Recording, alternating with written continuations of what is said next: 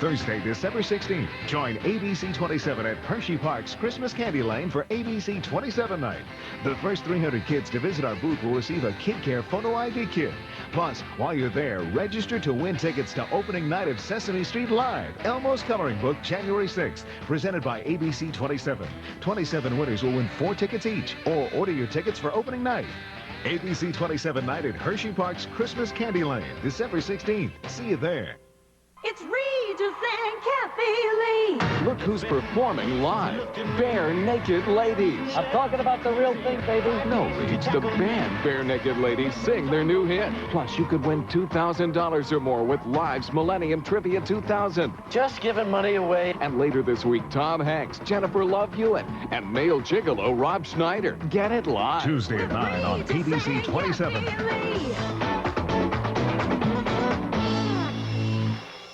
How to detect some common problems in your car after the game. Tell me why ain't nothing but a heartache. Tell me why ain't nothing but a mistake. Tell me why I love it when I hear you say, are you ready for some football? Yeah. The 1999 season began in inauspicious fashion for the Minnesota Vikings. They broke from the gate, losing 4 of their first 6 games, and expectations of a Super Bowl title were fading quickly.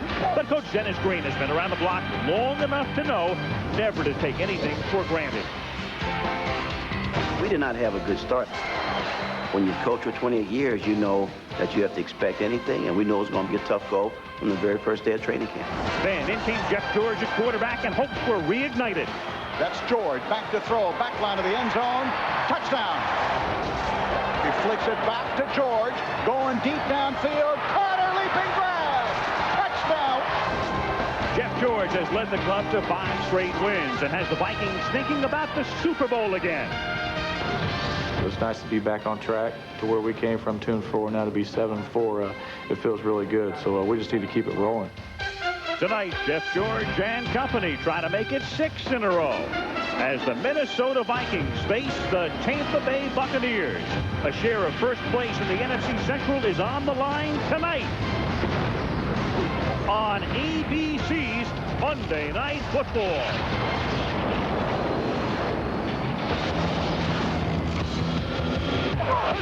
Come on, big dog! Well, it's time to blast off and get underway. The NFL best are ready to play. The Vikings set sail into Tampa Bay. The Buccaneers will try to blast them away. You better be ready. Strap in and hold tight. One division rival will sink tonight. Come on and hit it. Come on and get ready. Are you ready for some football? A Monday night party. Yeah, it's a Super Bowl season. 30 years and still rocking. Al and Boomer are set. Crowd in sight. All my rowdy friends are here for Monday night. That's right.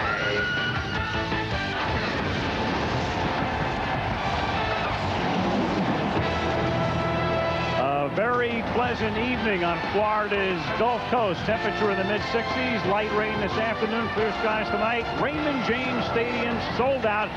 Good matchup between the Buccaneers and the Minnesota Vikings. Al Michaels with Boomer Esiason and Leslie Visser. 2 hot teams have at it tonight. The Vikings have won 5 straight. It coincides with Jeff George moving into the starting quarterback role. He's thrown 15 touchdown passes in 5 games. Chris Carter is playing the best football of his illustrious career. They're scoring like crazy, but defensively they are dead last in the National Football League.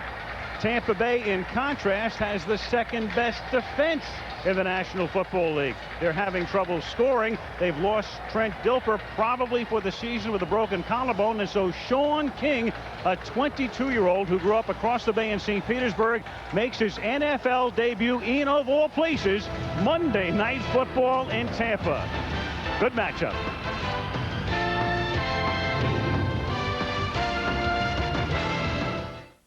This game is also being broadcast in HDTV in cooperation with Panasonic on the digital TV channel of your local ABC station where available. Hey, Bay. This is for those ready to hit the road. Hit the road. This is for a tough world. This is for those looking for a solid experience. This is excitement. Well built. This is for right now. Right now. Hit the road for Pontiac driving excitement and lease a Grand Am SE for as low as $209 a month for 36 months. Call for important lease details. This is for me. For me. For me. Hit the road for Pontiac driving excitement. This is for me. For every moment that will make you smile. I took you off your feet, woman. I rocked you back. There's a moment that will make you feel. You're convinced you're responsible for the death of your brother. The critics call it TV's best. We call it something you'd never expect. Sports Night returns with all new episodes Tuesday 9:30, 8:30 Central on ABC. Spanish commentary for tonight's game can be heard using the SAP feature on your TV set where available. Brought to you by National Car Rental. The stadium in Tampa rocking in anticipation of this one. Boomer, it's a classic case of the irresistible force. The Minnesota offense meeting the immovable object, the Tampa Bay defense. Who has the advantage? Well, you know, I like Tampa Bay's defense tonight, Alex, simply because of the noise that they're going to be able to play with. Being at home on grass in front of a loud, noisy crowd gives them a huge benefit and should play well. They're the fastest defense in the NFL. The first time these two teams play, it was 21-14 in Minnesota with no Warren Sapp. He's back and as menacing as ever. Watch out for him tonight. But what about Tampa Bay offensively? Dilfer out, and so Sean King, age 22, 4 years at Tulane, finished very high in the Heisman Trophy balloting last year, gets the start. Oh boy, he is poised. He's something else for a man of his age. But I will tell you this, if there's a defense in the NFL that you want to play against, it's this one. They're 31st out of 31 teams.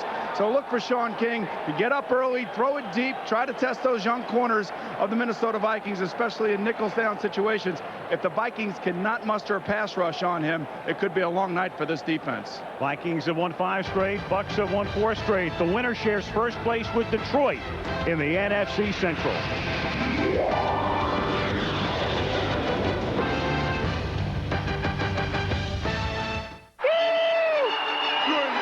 Shannon Sharp, Cleveland, has always talking trash. Japan, baby! He's always trying to get inside your head. Seahorn, you don't know your elbows from your... And sometimes, he can get downright nasty. I bet you pay transaction fees on your mutual funds. Your mama pays full commission. You know how to calculate a P/E ratio? When we created a smarter kind of investment firm, How diversified is your portfolio? we created a smarter kind of investor. You can't even spell Dow Jones. Okay, guys, let's get this right. To calculate a P/E ratio, you divide the stock price. ABC Sports welcomes you to the following presentation of the National Football League.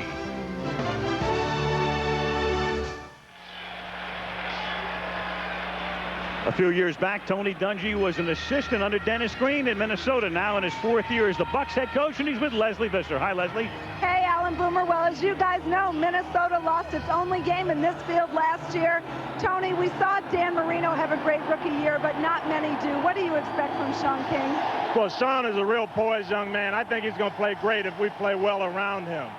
You're missing Warwick Dunn, who's also your leading receiver. What effect will that have? We have to make some adjustments, especially in our third down package, but we're going to move Mike to halfback and give him most of the carries tonight. Well, it should be a great matchup. Thank you, Tony. Back to you guys. Thank you, Leslie. Mike, as in Mike Allstott. The burden will really fall on him tonight with Dunn out. Martin Gramatica, the native of Argentina, who went to Kansas State, their 3rd-round choice. Yo Murphy and Mo Williams back. So Yo and Mo to return the kick. Everybody was early in the lineup as Mo Williams takes it at the 3, out past the 20, and bang down at the 24-yard line. You've been waiting all day to say that. I swear I just thought of it just then. I don't believe that. Honest. I've lost too many brain cells. I have no time to think about that.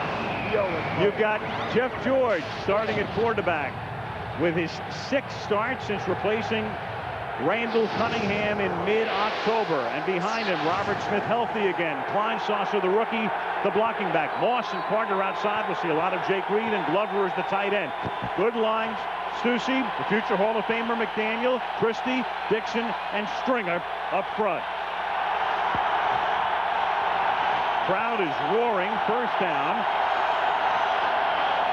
and it's a fake end around, and then a screen to Smith.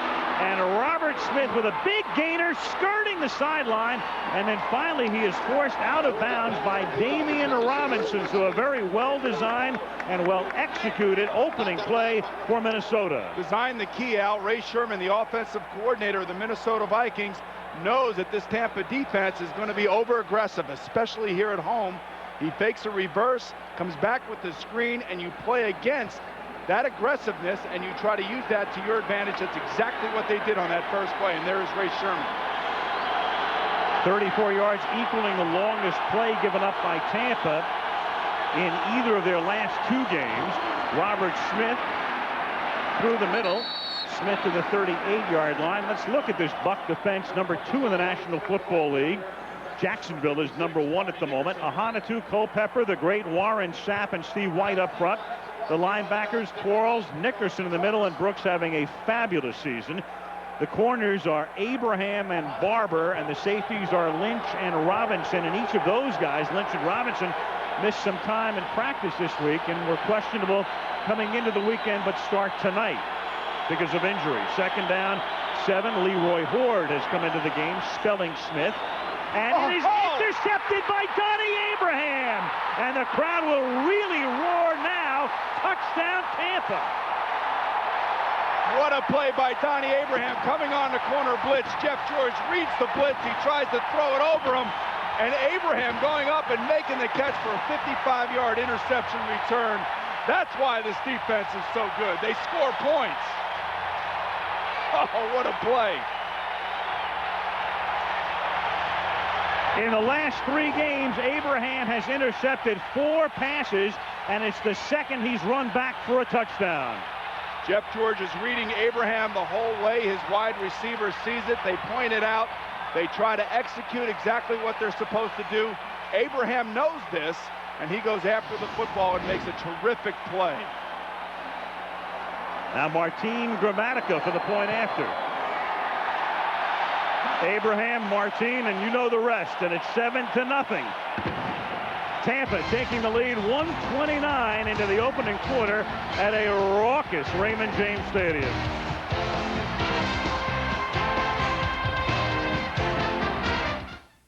People are beginning to think of the automobile not just as a family vehicle, but as a personal and individual means of transportation. The throb of a powerful engine. Now for a moment, imagine yourself as driver of this automobile. You really have to drive it.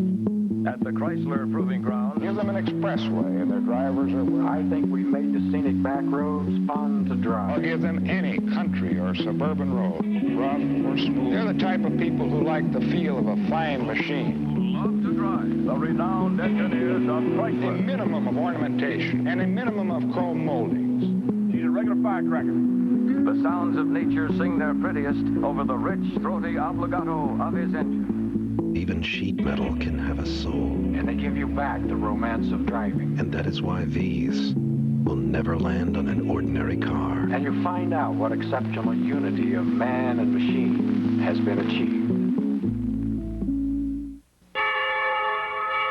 Just past the rectory and up some cold gray stairs is the best place on earth to buy electronics, videos, books, even your favorite country music. It's Sister Maria's room. Because Sister Maria has 2 very important things. Access to Amazon.com, the best site for finding whatever you have a passion for, and Visa, the online currency. A great way to buy Hank Williams' 40 Greatest Hits, and of course, something to play it on. Visa, it's everywhere you want to be. Al, take a look at this. Here you see Donnie Abraham right here, and here's Jake Reed pointing him out to Jeff George. Jeff George sees the blitz coming, and he tries to negotiate the throw, but Abraham, knowing the Minnesota Vikings are going to do that, reads and reacts to the play and anticipates the play. And you can see right there why these players are so good on this defense. They know exactly what they're doing. Monty Kiffin, their defensive coordinator, does a good job of getting them ready for this game. 7-0 as Grammatica's kickoff is very short and is fielded up at the 16-yard line by Yo Murphy, who last week was in Tampa's camp. And he brings it back out to the 35. Back to the touchdown again we go. All week long, you're in films and you're studying your opponent. And Tampa knows that if they bring a corner off a weak side like that, that Jeff George is going to react. And his react is to throw the ball to Jake Reed. But Donnie Abraham knows that also. And so somebody's got to make a play. And who makes the play? The defensive back does. After the Vikings had begun the game with a 32-yard opening burst, followed by a Smith run through the middle, they were on the move. Now Minnesota with its second possession from the 35-yard line. And they give it to Robert Smith. He picks up 4. Robert Smith missed 3 games earlier in the year with a hernia, had surgery, but he's back healthy and comes off a big game last week, Boomer. And you want to see why the Tampa defense is so good. On your television screens at home, you'll see 11 guys in the frame a lot of times around the ball carrier. There's Monty Kiffin, the defensive coordinator. I talked to him this morning. He stresses pursuit. Get after it. Go get the ball. Go after that ball carrier and make him pay when you arrive at the scene, and that's exactly what they do. Second down and 6 from the 39-yard line. Keep it on the ground again, and Robert Smith breaks another one and takes it inside the 40 to the 38. So against that 4-man front, they exploit the middle with Smith again. Kelly knocks him down. First down, Vikings.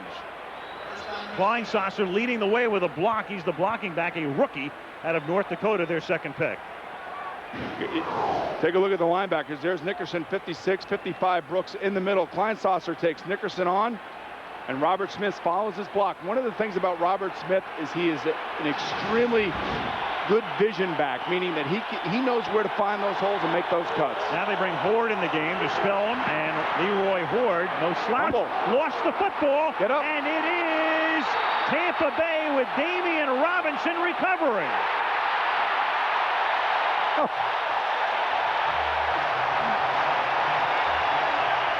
Two turnovers in 3 minutes 7 seconds. Dennis Green a little shell shock, and Sean King will make his debut with the lead after the second turnover. I was telling Damian Robinson, get up with the fumble and go. Minnesota has done everything that you could ask in terms of getting the right plays, calls, and your players making plays. But when they throw the interception and the fumble, obviously you can't do that on the road, especially against a division opponent like this in this type of situation. Among guys who've been in the league for a while, Leroy Horde has the highest fumble rate, so this is not that unusual. You see that's Hardy Nickerson actually getting in behind and knocking that ball out. Forced it, Robinson recovers it, and now Sean King with Rabi Abdullah in the backfield in place of Dunn, and they begin with a pass to Jaquez Green. And Green, the second-year guy out of Florida, to the 36. Sean King grew up across the bay in St. Petersburg, went to Gibbs High School. His father coaches the JV basketball team there now, went to Tulane, had a great career with the Green Wave.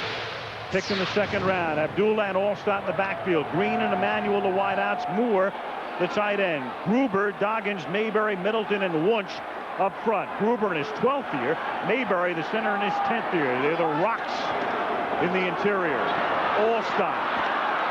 Allstott and Dunn normally form that 1-2 punch, but Dunn out with an ankle tonight.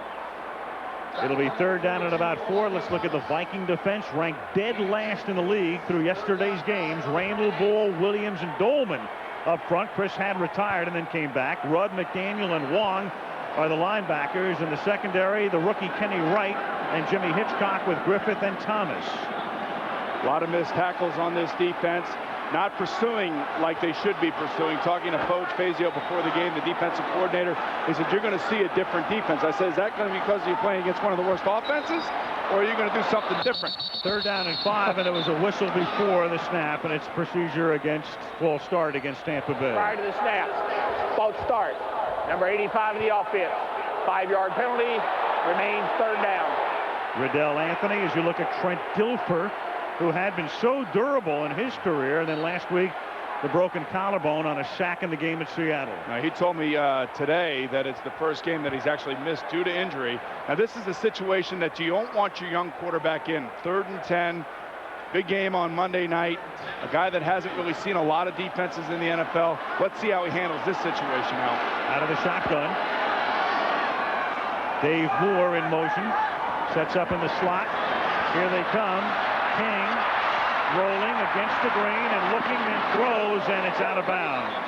One of the reasons that they move him out of the pocket is they know that Minnesota is going to blitz. They know that they're going to bring the outside guys. They know that they're going to try to put pressure on them.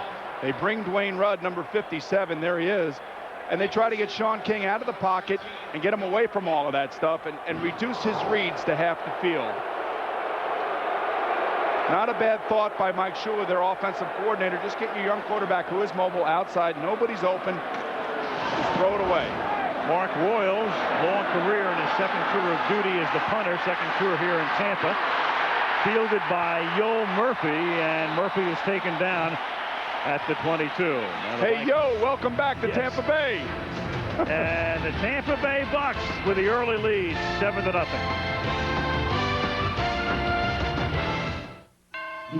Holiday greetings from Budweiser.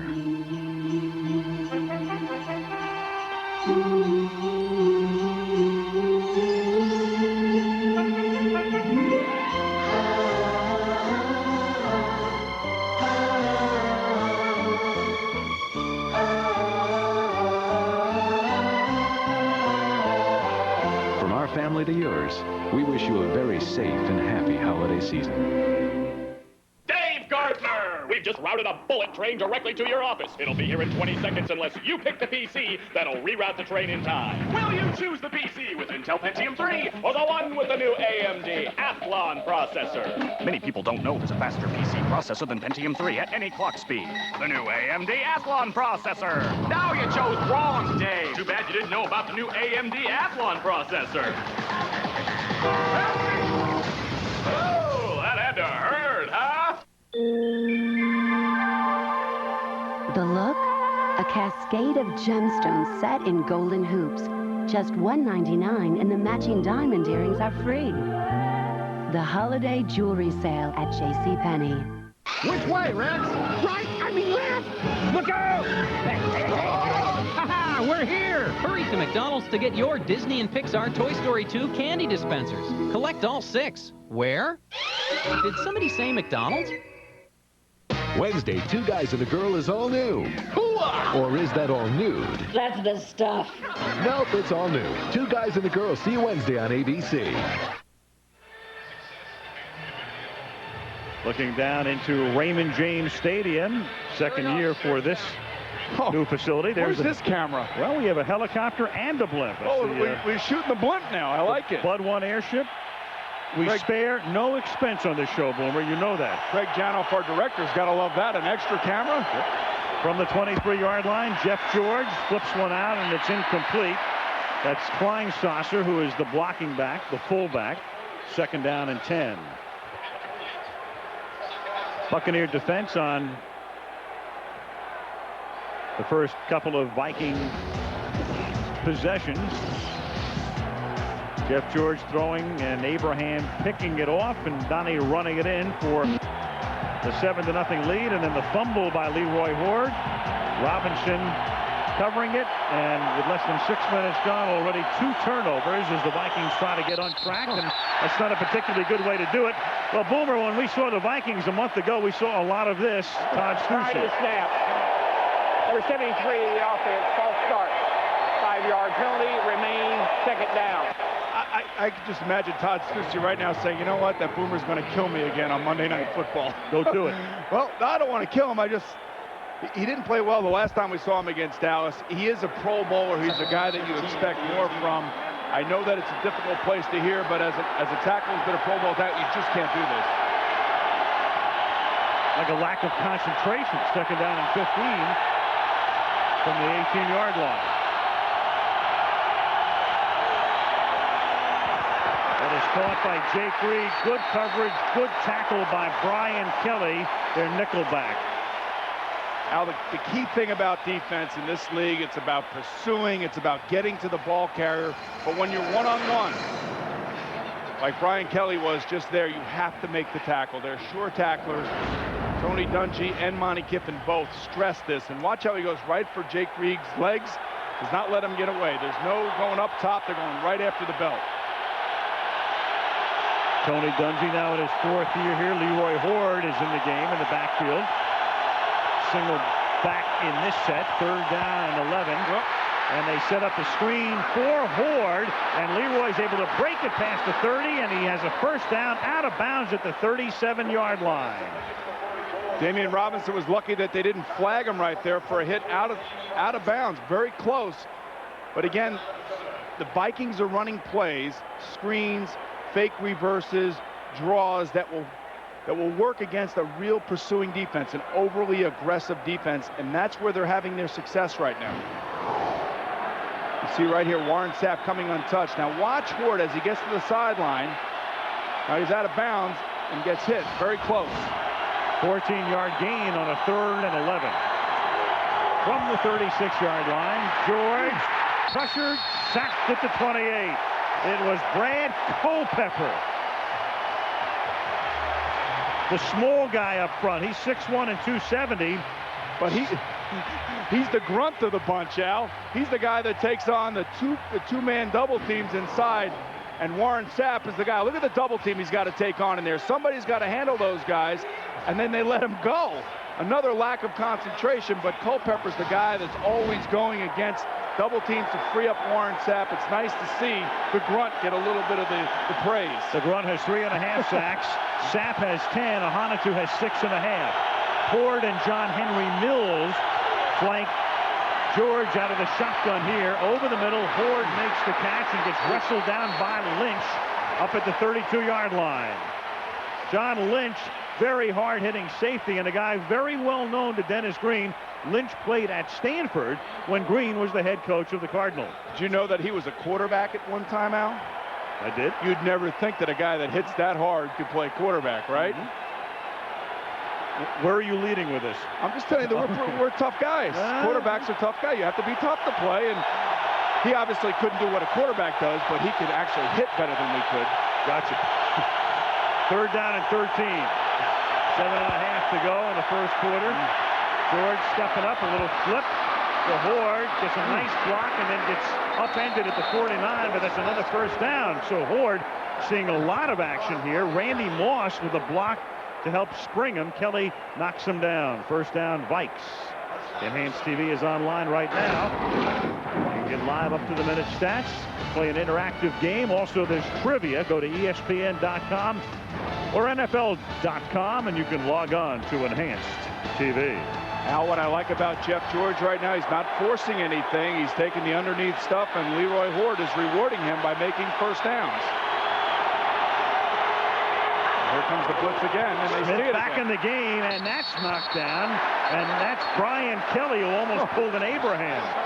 Well, it's the same thing. When you know your opponent as well as these two teams do, you know how teams are going to react when you do something to them. So Tony Dungy and Monty Kiffin know that if they bring their cornerbacks off the receivers, that they're telling him, look, you might get an interception here. And right now, this is 25 Brian Kelly's turn, and he almost gets another interception. Jeff George almost caught it base, and I don't want that. Get out of here. Chidi Ahanatu's right next to me. 2nd down and 10 from the 48-yard line. 5-man rush, and that is thrown so hard it deflects off Brooks's hands and goes another 20 yards in the air. 3rd down and 10. Hardy Nickerson is probably the best known of the linebackers for Tampa, but Brooks is having a Pro Bowl type of season. When you think about MVPs, Al, and you think about all the players around the league that are playing great, we'll see one next week in Jimmy Smith, the wide receiver for Jacksonville. Chris Carter has to be a candidate, and Derek Brooks has to be a candidate. Both of these guys are playing on different levels. Carter, maybe the best 5-game stretch of his career in his 13th season. Hasn't caught a ball, though, tonight yet. 3rd down and 10. And George fires, and that's Reed making the catch, and Jake gets taken down at the 30-yard line. So a 3rd down conversion for Minnesota. Their 3rd on this drive. 22-yard gain here. And if there's a team in a league that can do this, this is the Minnesota Vikings, the high-flying purple and gold circus coming to town. And you can take a look at this, just a nice easy in pattern. Now Jake Reed had been in a slump prior to last week. He had 4 catches against San Diego. Jeff George stands in there nicely, delivers it on target, and Jake Reed makes a nice catch. Amazingly, the Vikings have 120 yards of offense and not a single catch by Moss or Carter yet from the 31, and they're down 7-0. Here's Robert Smith going next to nowhere. He's taken down by Damian Robinson.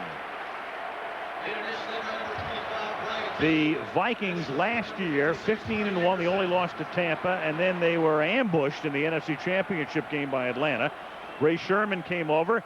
The offensive coordinator last year, as you look at the total yardage, was Brian Billick, now the head coach at Baltimore. They named Chip Myers as their offensive coordinator, and he tragically died about 3 weeks later, and then Sherman came over from Pittsburgh. He had been with Green before. People don't realize how big of a loss Chip Myers was for this team. It took Ray Sherman a few weeks just to get acclimated to who these guys were and what they could do. Second down and 8 and another sack. And a flag is down, though, at the line of scrimmage, so for the moment it's Warren Sapp shaking his head and wondering who the penalty is against. It's going to be downfield against the Buccaneers in the secondary. Side. He's hit. Number 78. Lined up in the neutral zone. 5-yard penalty. Remains second down. He said, who? Says Tony. It's Marcus Jones, 78. Marcus is rotated in, not one of the starting 4. Well, interesting that this officiating crew would call the penalty right there in the end, number 78. This officiating crew throws the second least amount of penalty flags in the league. Right. Until tonight. Jeff Triplett is the referee. It's the first Monday night game that he has called in his 4th year in the league. Second down and 3. And going nowhere is Robert Smith. I mentioned before it rained this afternoon. The field is a little soggy.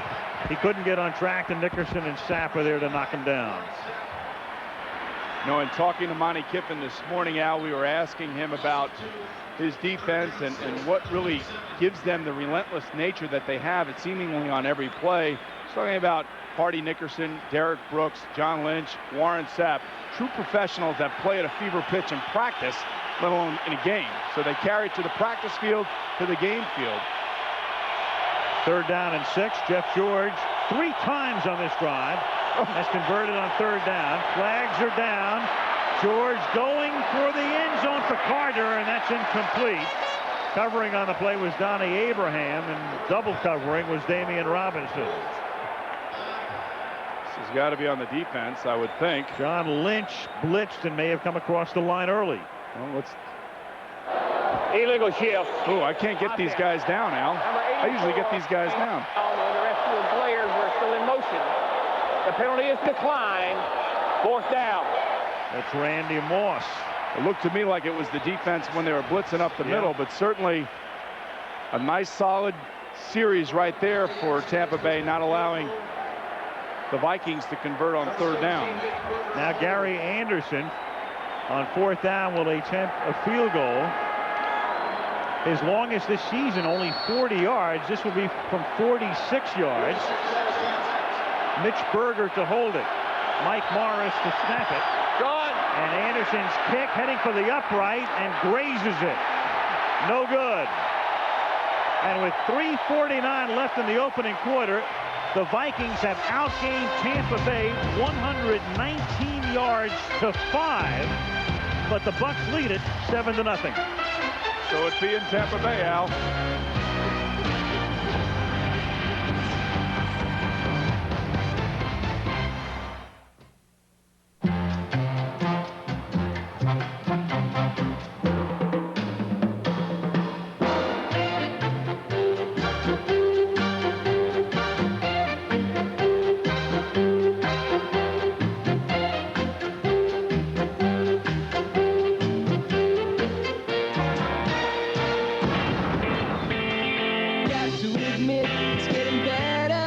TV from Philips, a new way to look at television.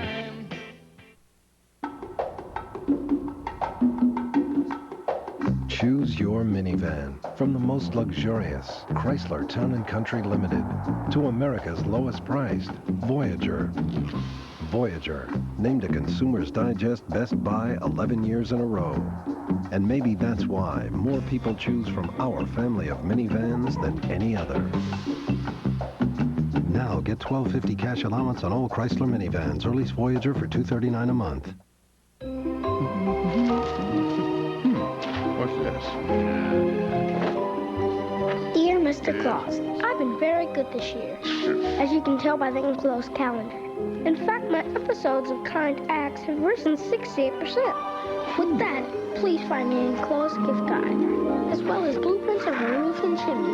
Thank you in advance, Scott. I think we got a keeper here. Sometimes it's not just what you say, but how you say it. Kinko's, express yourself. Wednesday, Mimi Rogers gets a big surprise. I would love to take you like a cheetah takes a porterhouse steak. And all new It's Like You Know on its new night, see you Wednesday on ABC. If you're just tuning in, that's the first graphic you see. You figure Minnesota has the lead. Big. Abraham with an interception and ran it back for a touchdown. And despite the overwhelming numbers for Minnesota, it's 7-0 Tampa, and now the Bucs try to get on track on this possession as you look at Warwick Dunn watching Mike Allstott picking up 8. Warwick, as you can see, averaging only 3.3 yards per carry, not having a stellar season, now out with an ankle. The Bowl Championship Series, those 4 bowl games coming your way on ABC beginning January 1st, and capped off on the 4th with Florida State and Virginia Tech in the Nokia Sugar Bowl for the national championship. Second and a deuce from the 44, 3:10 left opening period. And it is Allstott into Minnesota territory. Mike Allstott taken down by Hitchcock from behind, so he breaks one. And Kevin McLeod, the fullback from Auburn, with the block to string him. Now there you see the problems with the Minnesota Viking defense. 2 big runs.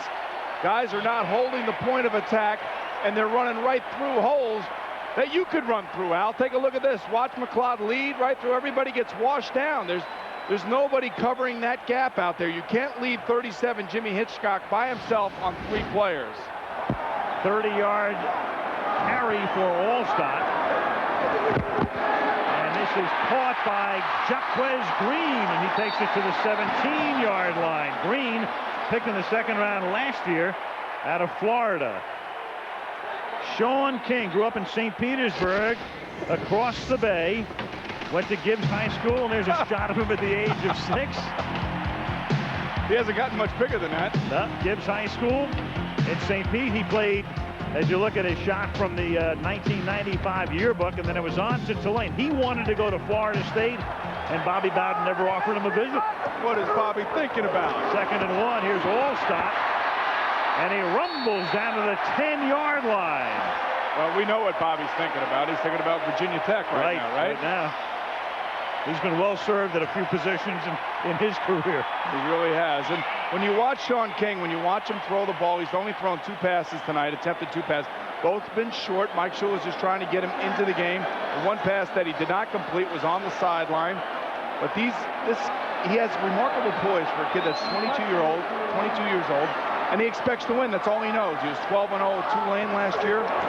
First and goal, and Allstott can't go anywhere.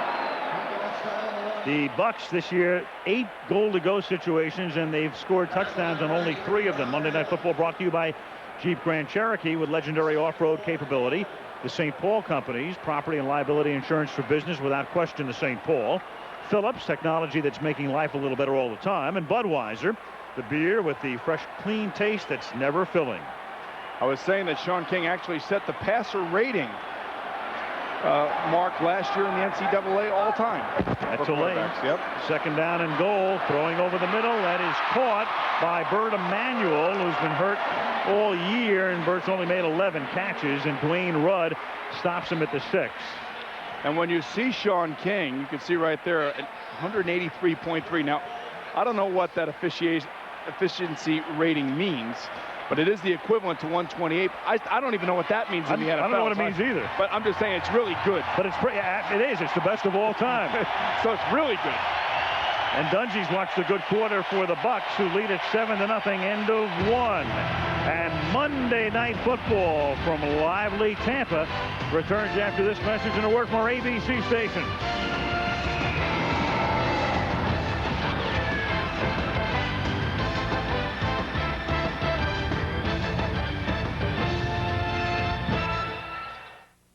presenting the new Italian Originals Pizza Trio from Domino's.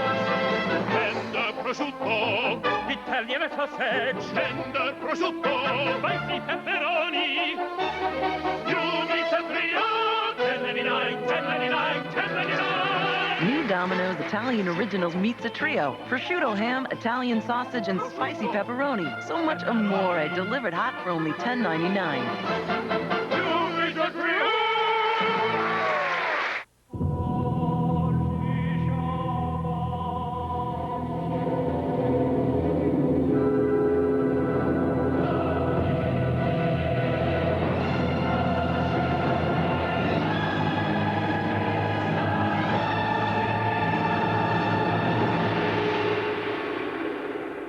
Is there an insurance company with a 146-year history of proving that your trust is not misplaced? Without question, the St. Paul. Are you ready for the football? It's an amazing event and sight. They make rock concerts look like tea parties. 30 years of making Monday night special. Next week, Denver, Jacksonville at 9, 6 Pacific. And I'll take 40 reams of paper. With the Phillips Group, you're not just a customer. Surprise! We couldn't wait to see you. You're family. Is successful in her orthopedically sound chair. We offer office furniture, My baby, where's my baby? business equipment, Isn't she beautiful? Emulations all VIP from NT. and office supplies. And with the Phillips family plan, get substantial savings in all three areas. With all this attention and support, it's good to be family. It looks like the return of sunshine for Tuesday. I'll have the forecast after the game. We start the second quarter in Tampa. Al Michaels, Boomer Esiason, and Leslie Visser. Spirited first period. Tampa leading 7-0 on an Abraham run back. The always loquacious John Randall into the act on 3rd and goal for Tampa Bay as the second quarter begins at the Minnesota 6-yard line.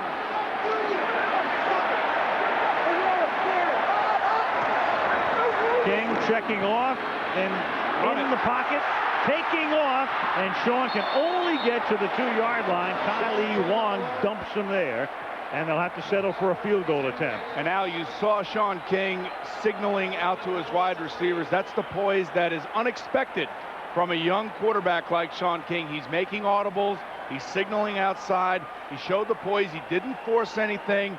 He knew that he was down in field goal range. There's Mike Shula, the offensive coordinator. You know, Tony Dungy told Trent Dilfer about 2 weeks into the season, I don't care what you do. Just don't throw interceptions. We have a defense that can win any game for us, but don't give the ball away. Right. I'm sure that Sean King is under those same instructions.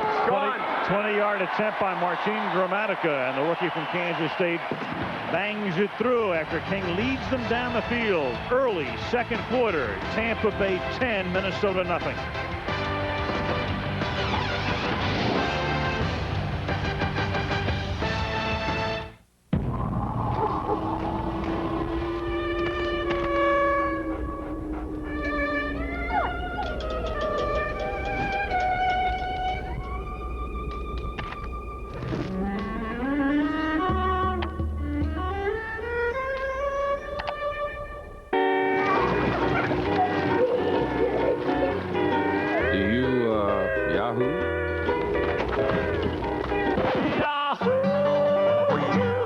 Matrix on video cassette and DVD.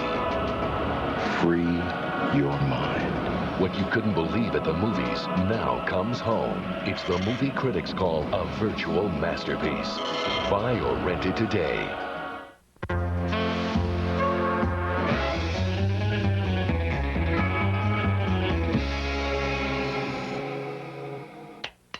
Capture every day in brilliant color. Get the picture with Fujifilm.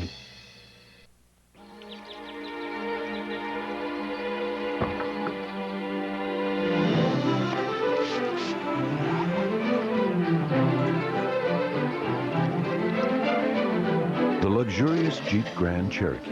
With QuadraDrive, our most advanced four-wheel drive system ever, you can travel to the world's most exotic places. So there's no limit to what you might come across. I need a vacation. How do these three roommates, yeah them, celebrate the return of the show? Look at me, spraying cheese down my pants. Oh, Grow Up returns after Spin City. See you Tuesday on ABC.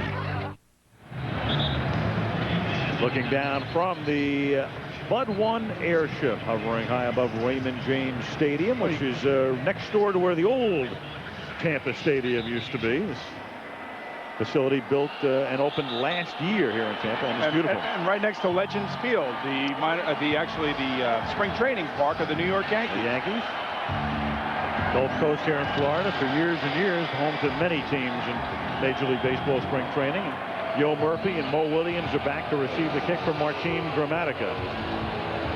You want to give it to us again? Mo and Yo? Many people think that's you and me up here. Yes, it does. But I'm curly as well. This is another short kick.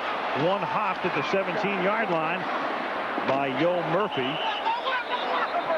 He brings it back out to the 33. You could see that this game means something by looking at that at the sideline. Yep, a little pushy shovey with a minute gone in the second period.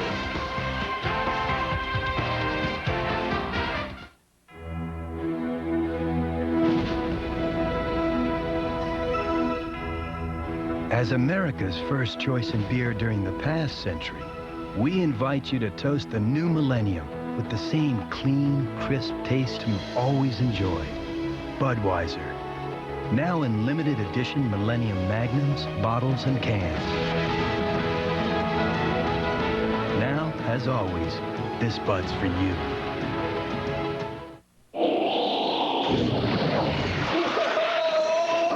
I'm freezing my tuchus off. There's the lodge. I'll make him turn. Wait a minute, the angle's too sharp. Don't be a wimp. I know what I'm doing.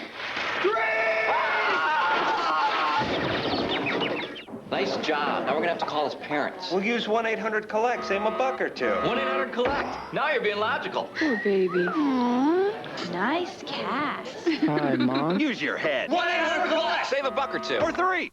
Oh, he looks so handsome. Mommy's big man. You're such a big boy. I'm going to give you a big kiss. $4.92 saved buying Spike a holiday sweater online. $6.05 overpaid on shipping. Oh, you look so precious. If your gifts aren't sent priority mail, you're probably paying too much. So make sure to ask for it. Fly like an eagle. Never mess with Mother Nature.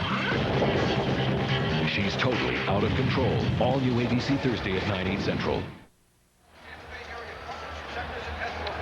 In the history of the NFL, the most touchdown passes in the first 5 starts with a team.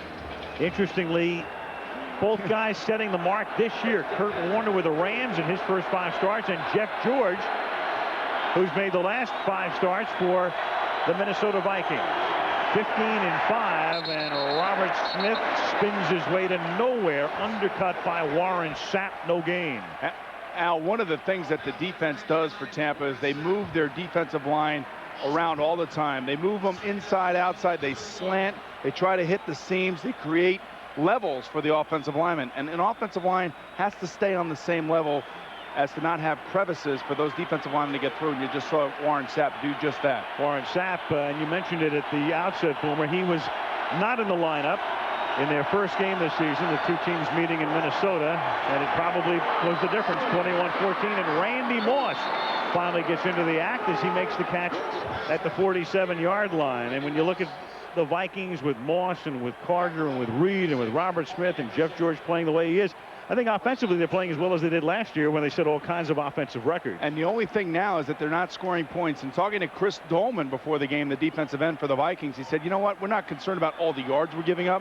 We just want to make the plays when we have to. And that's exactly what Tampa's defense has done tonight thus far.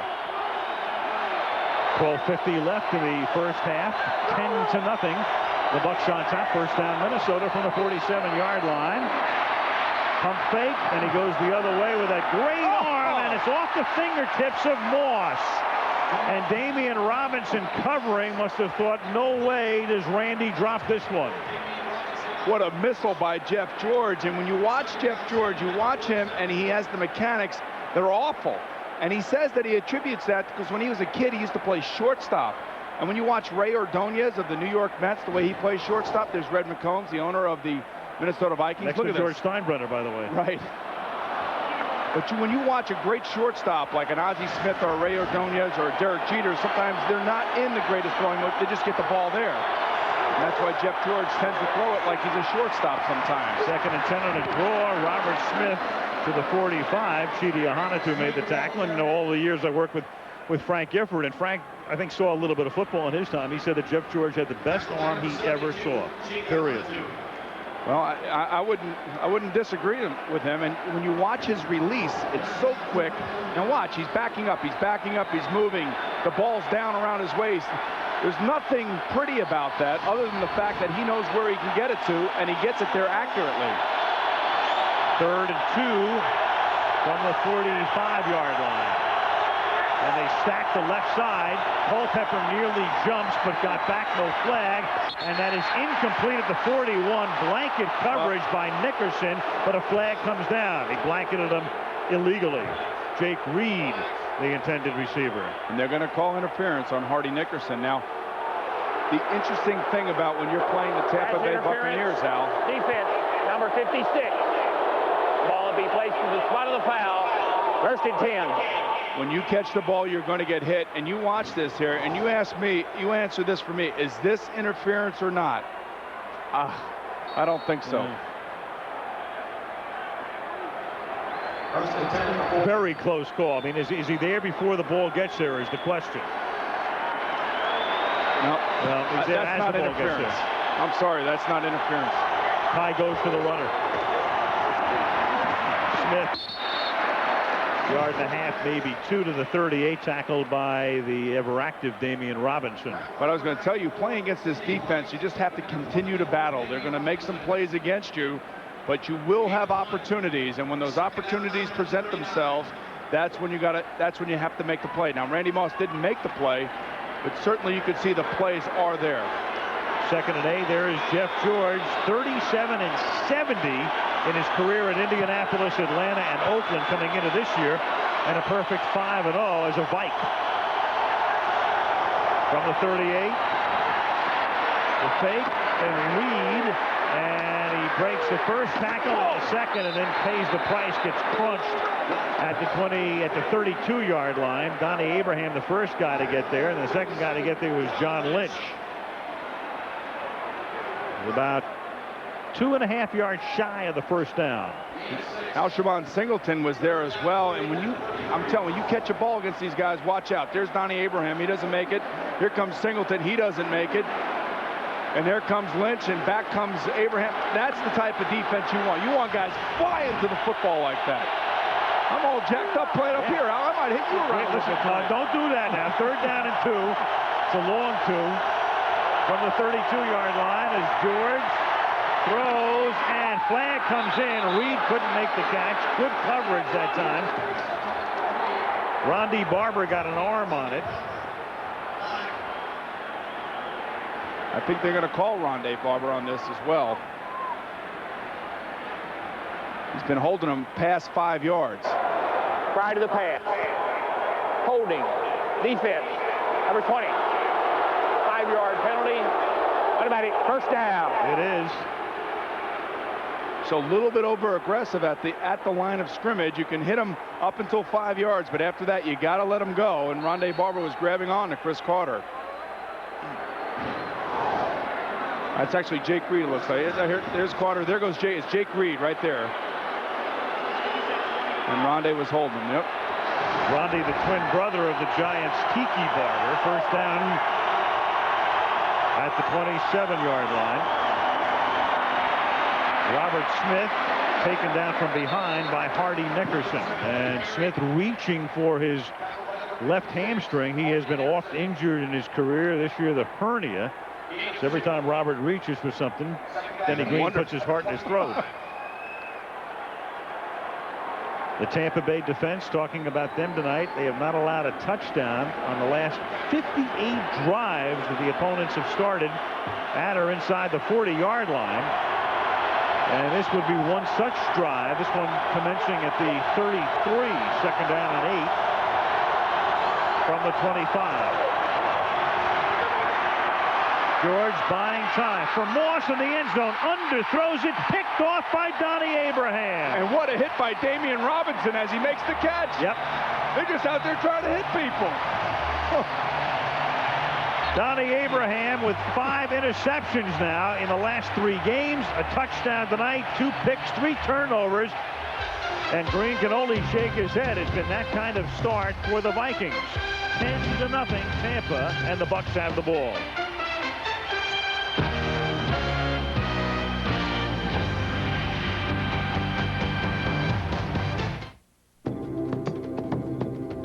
It's tough to put your finger on it. That's something that powers some to get anything done.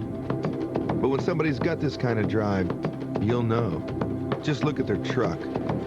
Welcome to Ford Country, land of the Indestructibles and home of the F-Series. When you're built Ford tough, you're out to take on anything.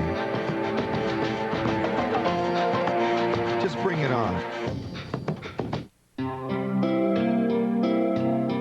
Contrary to some opinion, e-commerce isn't just about selling things. It's about connecting people in business. To their customers, yes, but also to their partners and colleagues, and to anybody else that makes business go. At Microsoft, we've helped thousands of companies build e-commerce solutions easy enough for any business to use. Because if everybody's connected, business works better.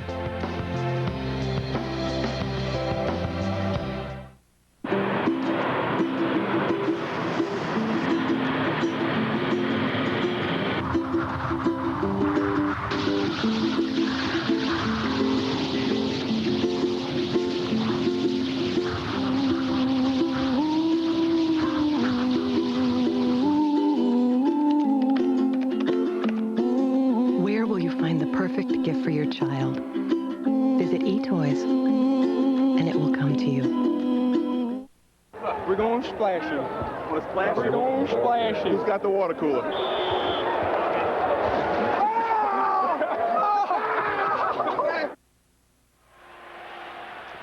Last week, the Buccaneers won in Seattle because they created 6 turnovers, 5 interceptions, and a fumble.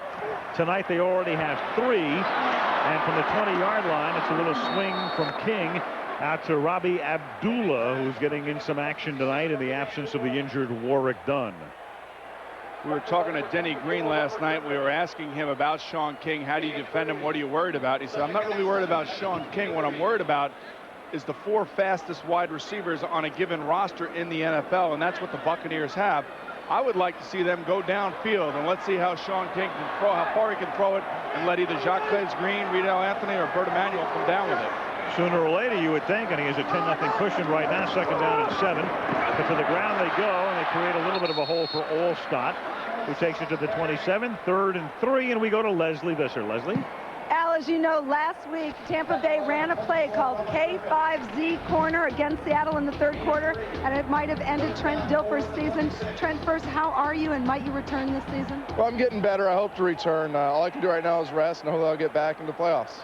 Meanwhile, your understudy's doing pretty well. What do you think of Sean King? He really is. The kid's got a lot of poise. I've been very calm all week. Had a good week of practice. He's doing a great job in the run game, actually. We're doing some check with me runs and some audibles. He's doing a great job. And just finally, do you think you'll be back in a uniform here next year? I really do. Well, Tony Dungy would like to have you back. Thanks. Back to you, Al. In the meantime, you've got a fumble and not an incomplete pass. His arm was not coming forward. Hit by Chris Dolman, dislodging the football, and recovered by John Randall. And so the Vikings get exactly what they need at this point. Not only a turnover, but deep in Tampa territory. Take a look at this. Here's number 56. Paul Gruber goes down. I don't know why he should be turning out on the defensive end. That's a huge mistake by number 74 Gruber, the all-pro left tackle. We'll take a look and see if we should review this, whether or not they're going to. Now, Tony Dungy has not had a lot of luck in this situation. He hasn't, but they're going to hold him up, and so clearly they're going to ask for it. Tampa Bay has challenged the ruling on the field that it was a fumble. Okay, Al, here we go. Here we go again. So Dolman, at least for the moment, exultant over creating a fumble. We'll see if it holds up. Arm coming forward. This is what they'll be looking for. Very close. Is it definitive, and will he change it? That's the question. Yeah. I don't think he changes it looking at it that way. Right. Now, remember what we talked about last week, and I think this is a very important fact that's been slightly overlooked with replay. A call is made on the field, so what you're asking them to do is overturn it. If it's inconclusive, in this particular situation, he ruled it a fumble. So to overturn it, you have to rule it an incomplete pass. Had it been ruled an incomplete pass, you then have to overturn that and rule it a fumble. So there's a huge difference as to what is initially called on the field. That would work at the moment in favor of the Vikings. Now remember, the referee has to overrule himself right now because he's the guy who makes this particular call in the backfield. Right. So he at least knows what he thought he saw, as opposed to wondering what somebody else. There should be no discussion between anybody else. It's his call all the way. Right. This is Jeff Triplett. We mentioned it's the first time he's reffed a Monday night game. He's been an official in the league for 4 years. I saw him tonight before the game out. I said, "How you doing?" He goes, "Oh, I'm all right. I'm all right." I said, "Well, look, and I know it's Monday night. Let's try to keep the flags in the pocket and try to stay off TV. All right?" Well, this was pretty quick. He just looked at one replay, we understand. And here comes the call. I don't think he changes it. I don't think so either. After reviewing the play, it is a fumble as the quarterback came out empty-handed. Tampa Bay is charged a timeout. Again, it's one of those calls. If it's gray enough, they're going to stick with the call on the field. And I was talking about Chris Tolman, who told me earlier tonight it's about making plays at opportune times, and that's exactly what he does now. Now, Gruber makes the mistake by not blocking him, and the ball comes out, and Goldman's right there. They got it right at the 22-yard line, first down for Minnesota. Smith, and in the backfield comes Ronde Barber. So Barber coming in on the run blitz and takes him down in the backfield. When I watch this game and I watch some of the films of the Tampa Bay Buccaneers out, you just have to wonder how long the defense can continue to hold up if the offense does not take some time off the clock. An interception, a fumble, a missed field goal, and another interception for the Vikings. But if the offense of the Buccaneers does not give them a chance, they're going to be tired by the fourth quarter, and that's when these games are won. Second down and 11.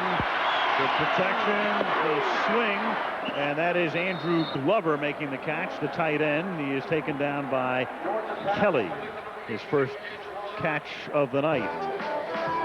Wednesday, Mimi Rogers guest stars on All New It's Like You Know. A new night Wednesday right here on ABC. Third down, 6. Vikings have outgained the Bucs to this point, 156 to 70. And they double them in time of possession. The trail 10-0. Third and 6. Barber gets knocked down on the blitz. It's caught by Reed, breaks the tackle, picks up the first down, and makes it first and goal. Shoved out of bounds at the 7-yard line. Broke a Brian Kelly tackle and takes it to the 7-yard line. Marcus Jones runs all the way out from his defensive end spot and makes the tackle on Jake Reed. But again, you have to make the tackle at the point of attack to keep them in front of you and allow your defense to get there. But Jeff George reads the blitz, this time throws away from the blitz, and Jake Reed makes a nice catch and run, and he's starting to play better as each week comes by now. And the cornerback Barber was hurt on the play, and he comes limping off the field. First and goal from the 7-yard line. George gives it to Robert Smith. Huge hole, and then a crunching hit by Lynch at the 1.5. Now, we can hear these hits from up here. I think you can hear them in Clearwater. Oh. Robert Smith is the one guy you really want to handle the football. We mentioned Ford before as the highest rate of fumbles among the active backs in the National Football League. And this is it. This is where you make your money down here. Look at Klein Saucer take on Hardy Nickerson again. And you know it's going to be a war down inside the 5-yard line. Smith has the lowest rate, but he comes out and they give it to Horde. And Leroy Horde takes it inside the 1-yard line. Oh, and now they say a touchdown. As one official comes in from the side, the line judge comes in. And from his view, he crossed it. So the line judge is Gary Arthur, who puts the hands up. And after the fumble, the challenge, the timeout charge to Tampa, George is able to take them into the end zone and put Minnesota right back in it. Let's take a look at Horde right here as he extends the ball when he gets down to the goal line. This is also a reviewable situation. Oh, that's no way that's a touchdown. If Tampa wanted to review this, they can. And I think he's going to review it.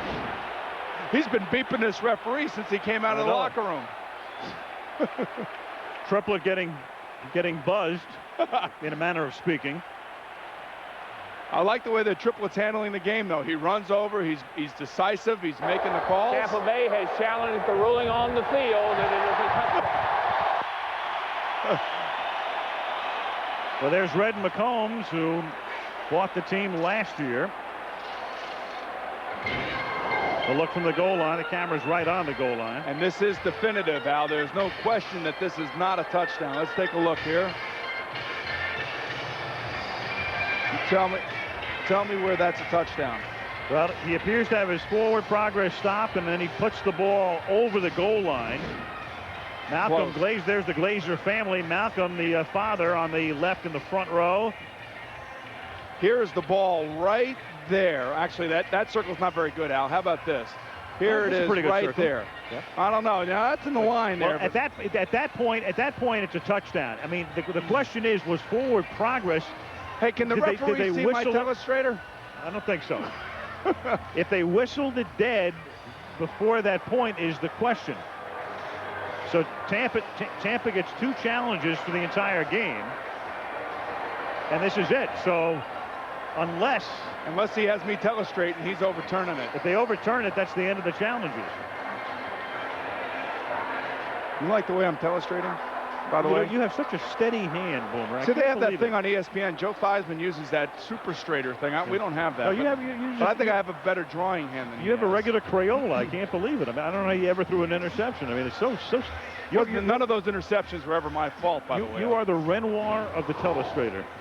Let's take a look at this again. And remember now, all the ball really has to do is touch the line. And let's take a look at this. The forward progress obviously is done right there. You can see the hands where the ball were, or where it was, I mean. Yeah, again, go back to what we talked about before about it. You have to overturn the call on the field, so he'd have to overturn a touchdown. It's not as if he's looking at something that was stopped short according to the call on the field and then overturn that and make it a touchdown. I think he set a record on the first challenge. I think he was done about 48 seconds. Maybe Steve Hurt can help us with that. 31 according to the Kenny Wolf telling me on the first challenge. But this one is, again, it's one of those indisputable visual evidence things, but appears to be disputable. And if it's disputable, it's a touchdown. Because that was the call on the field. The one good thing about Monday night, he's going to get the best pictures. There's no question. He's going to get the best angles, the most camera angles. And Janoff and Wolf are going to find those pictures for him. After reviewing the play, the runner scored. Touchdown, Minnesota. Timeout is charged to Tampa Bay. Again, I go back to the fact the call on the field is very important. It's not as if there wasn't a call made in either case. In both cases, the replays were gray enough that there could not be an overturning of the initial ruling. And in both instances, it works against Tampa Bay. So they are out of challenges. They get the turnover. They get the touchdown. And it's 10-6 going on 7.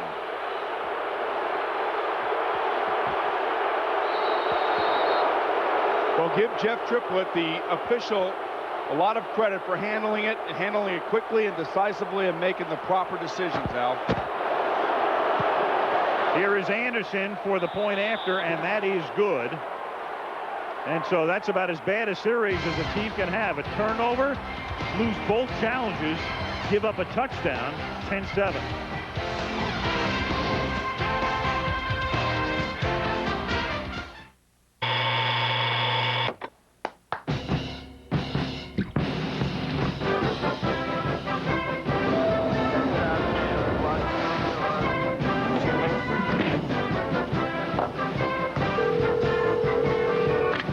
How long is Gruber, can I interest you in some wonderful opportunities in the stock? Miss Gruber? It's time for E-Trade. Sign up by December 31st and get a $100 holiday bonus. It happened on my second cast. I knew what I had the second it hit. It snapped the line just above the leader. But I'm not going to lose my lucky lure. Not without a fight. Ford F-Series. Built Ford tough. Sorry.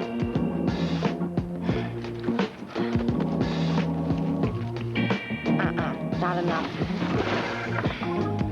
No, still short.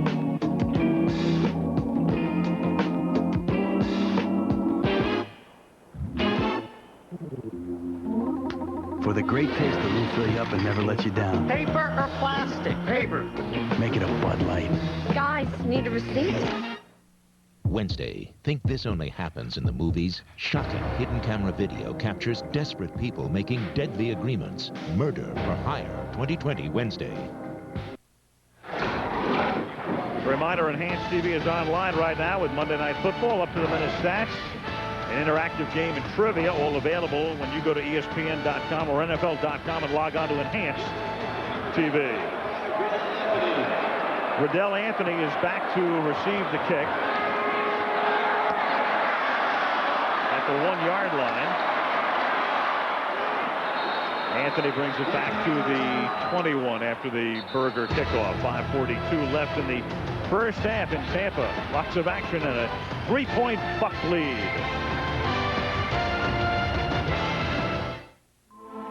Out here, the stories unfold like a map. Stories written across the sky with the tip of an eagle's wing. Stories to fill a scrapbook you'd want to page through again and again. But first, you've got to go to where the stories live. You'll need an outfitter for the journey. Ford is your outfitter. With the most far-reaching sport utilities on Earth, created to take you where the stories begin and never end. Ford Outfitters. No boundaries. With the AT&T one-rate 7-cent plan, calls are just 7 cents a minute all day, every day. What about Canada? What? Canada. Yeah, same thing. With the international plan, it's 7 cents a minute always. What about all the other countries in the world? Japan, Mexico, Liechtenstein. Liechtenstein? All right. Every country has its own low rate. What about France? France. France. Same low rate as France. Great. I'm going to go call France. Which is right near France. 7 cents to Canada and great rates around the world. Call 1-800-41-RATE to enroll. The look? A celebration of diamonds and gold. The Millennium Heart Pendant, just $99.99. The holiday jewelry sale at JCPenney. Which way, Rex? Right, I mean left! Look out! Ha-ha, we're here! Hurry to McDonald's to get your Disney and Pixar Toy Story 2 candy dispensers. Collect all 6. Where? Did somebody say McDonald's? Tuesday, joyride with Caitlin and Mike on their wild road trip. You won't believe where it leads. This is exactly how I lost my virginity. All new Spin City. See you Tuesday on ABC. Monday Night Football is online, featuring chats with Terrell Davis and interactive polls at ESPN.com. In Tampa, 5:42 to the half. Bucks have the ball and a 3-point lead from the 21-yard line. The series begins with a huge hole for Allstott, and he has a first down before Orlando Thomas brings him down. A 12-yard pickup, another giant hole through the middle. Football next week, Thursday night. Oakland goes to Tennessee on ESPN. That's Thursday night at 8:15. Minnesota is the Sunday night game on ESPN at Kansas City. They're under the lights again, and we go to Jacksonville. The Jaguars with the best record in the league against the Denver Broncos. Denver-Jacksonville from East Florida next Monday night. Mark Brunell's back on track. 3 300-yard games in a row, Al. Yes. Jimmy Smith is off to a great season. Here's King throwing, and a sliding grab is made by Jacquez Green in Viking territory at the 48-yard line. Al, when you're able to run the ball the way the The Buccaneers have been able to do it with Allstott in the backfield. All you have to do is make a token fake to him and sneak your wide receiver all the way across the field above the linebackers and below the defensive backs. And there he is, wide open. It's a nice throw and allows Green to stay down and not take the hit. From the 48-yard line, King is 5 of 6 to 39 yards. They give it to Allstott, and John Randall probably talking to him as he tackles him. Were you talking about how loquacious he was?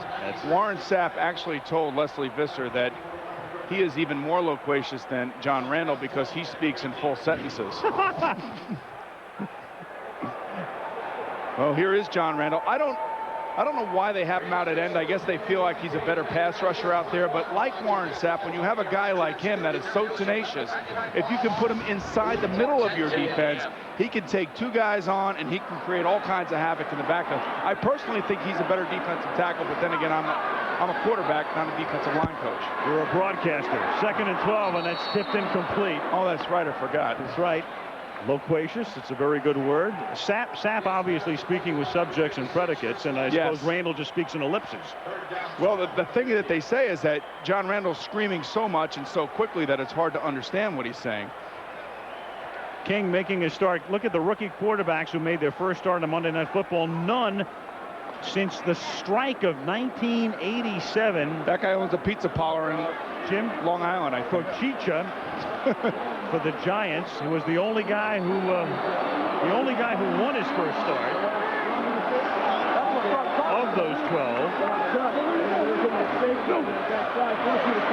As it is thrown and picked off by Griffith. Griffith picks it off at the 21-yard line. Intended for Jaquez Green, and there is Griffith as Minnesota now has back-to-back turnovers and back in business.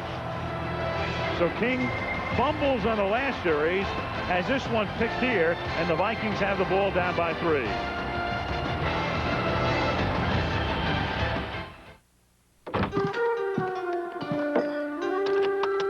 Willie. It's go time.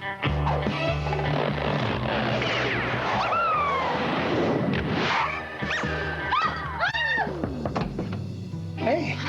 That creepy mouse with the goggles is back in my apartment. Really? Can I hang here? Absolutely. For the great taste that won't fill you up and never let you down, make it a Bud Light. I used to be a car racer. Oh, wow.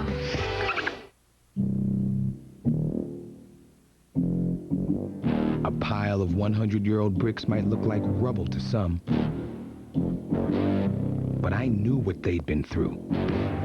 Knew that you could hardly hurt them.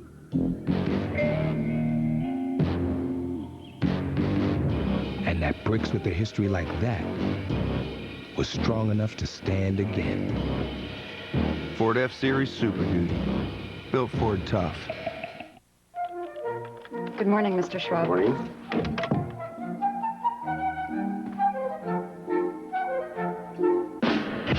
Introducing Velocity from Schwab, the new incredibly powerful online trading software system.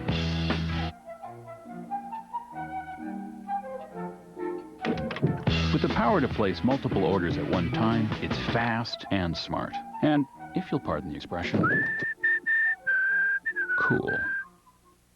How do these 3 roommates, yeah them, celebrate the return of the show? Look at me, spraying cheese down my pants! Oh, Grow Up returns after Spin City. See you Tuesday on ABC. Now you take a look at this. Sean King tries to force the ball. Right here is 24, Robert Griffith. He's the deep safety. When you're a quarterback, you have to find those safeties and know his responsibility is to the outside of him. You can't just throw up a lollipop like that without an athlete like that going to get it. Griffith with the pick, ball at the 22. Minnesota begins this drive with a pass to Carter. Barber is back in the game. He sprained his ankle, a slight sprain, but he's back in after missing 1 series. And that is Carter's first catch of the game, and that's news in and of itself because Carter, as we mentioned at the beginning, has been playing over the last month the best football of his illustrious career. There it is, 44 receptions for 621 yards, 9 touchdowns. No player in the history of the league has ever reached each of those over any 5-game span. That's how hot he's been. And more importantly, when the team hasn't been doing well, that's when he really steps up his game. That was no gain right there on his first catch at 2nd down and 10 from the 22-yard line. George stepping up, a lot of room to roam, and then he goes head first to the 29, meaning they can still tackle him. Not graceful, but smart. No. 3rd down and 3. Monday Night Football being brought to you by Ford F-Series. The best-selling trucks are built Ford tough. Bud Light for the great taste that won't fill you up and never lets you down. Make it a Bud Light. 1-800-COLLECT, the easy way to save. And E-Trade, the #1 place to invest online.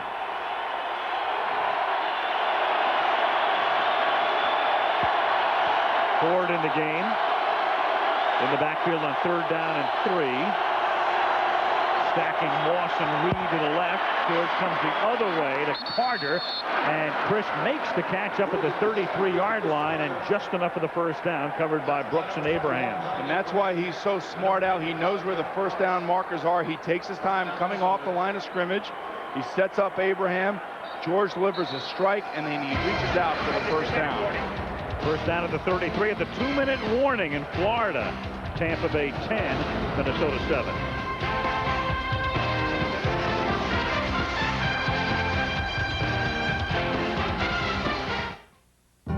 This is the workshop of radicals. A one-car garage where 2 young men with $500 in venture capital invented an industry. Their idea was simple: invent something useful and significant, or it doesn't leave the garage. The idea was so simple, it was radical. Today, the company of Bill Hewlett and Dave Packard is being reinvented. The original startup will act like one again. Watch.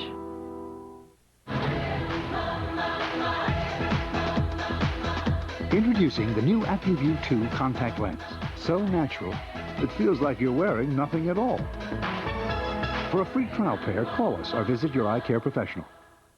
Ready to see the world with AccuView contact lenses? Enter the AccuView ABC See the World sweepstakes. Watch ABC 2000 for a chance to win one of 7 amazing trips, plus 2,000 other great prizes. For rules and to enter, call us or visit our website now and see the world with AccuView. I'm Buzz, and I'm Shirley Bozzolini. And that's Shirley. We're people.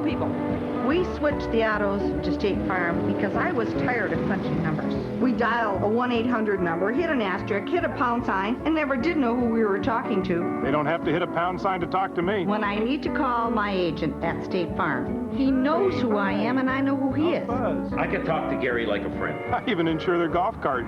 Like a good neighbor, State Farm is there.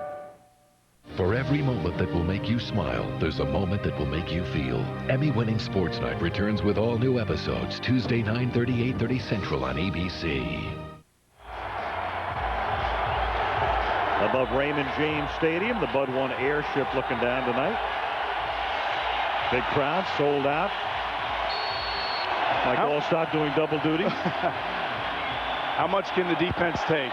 You have to give them a break sooner or later, and they've been bending and making plays, but it can only last so long. At the 33, it's a low snap, picked up by George, who then slides to a stop at the 33. Jeff Christie with a low snap. It'll be 2nd down. Down to number 21, Vikings have all of their timeouts. Bad enough knowing that the defense is coming after you. Looking for that football on the ground. It seems like it's there forever. 2nd and 10 as George throws, and it's caught. Falling backwards and making the catch was Robert Smith, so that's a minimal gain, if at all. Well, and it will be 3rd down. The one thing I will say is that the offensive line of the Vikings have done an okay job protecting Jeff George tonight. Talking to Mike Tice, their offensive line coach, he says that Corey Stringer, number 77, his right tackle, is by far playing the best of the offensive linemen. And it's nice to hear that. Corey was under the gun for some of his weight problems last year. 3rd down and 10. It's caught by Horde. A flag is thrown. And he stopped at the 42-yard line. The umpire throwing it. That means holding against the offense. And there is the validation. I think you decline it here and you make them punt. As I was talking about Corey Stringer, seems like Todd Stussy likes Monday night, and he likes the spotlight, Al, because we keep calling his name. Yep. Good way to earn a trip to Hawaii. But this won't go in the book as a holding because they'll decline it, which is good news for Todd Stussy. Well, the option becomes, do you want a 3rd and 20 or a 4th and 1? Number 73. The penalty is declined. 4th down. It's a funny little call. I mean, in a way, it's not quite a no-brainer, but it makes it 4th down, 1.5 yards. Or you can send them back and make it 3rd and 20. That is a long 1.5 yards yes, against this defense. And what is it about Monday night and Todd Stussy this year? Boomer, he can hear your voice in his helmet right now. I don't know. He's going to want to shoot me more. Berger to punt. Carl Williams is back to receive. Carl Williams, believe it or not, has the highest career punt return average in the history of the National Football League, and he's their backup returner. Jacquez Green is actually number 1. But here comes Williams. Now let's see him strut his stuff, and he drops the football, and Minnesota has it. At the 10-yard line, it's Antonio Banks who comes up with it. Joe Marciano, the special teams coach, can't believe it.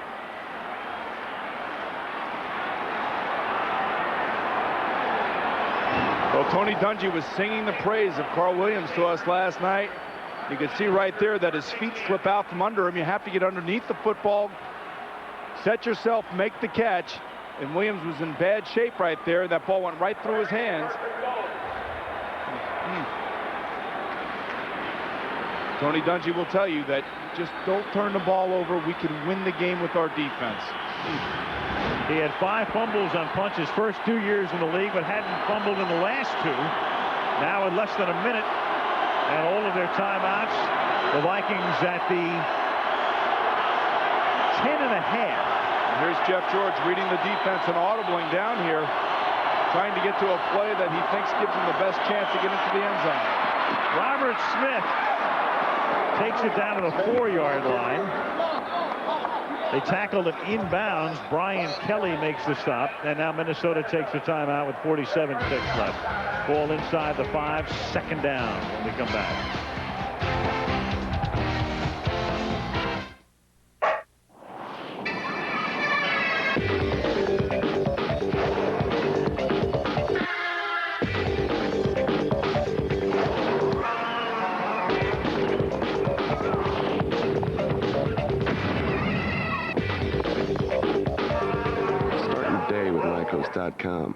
Your home base for everything from fast searches to one-stop shopping. You get whatever it is in the world you want from the World Wide Web.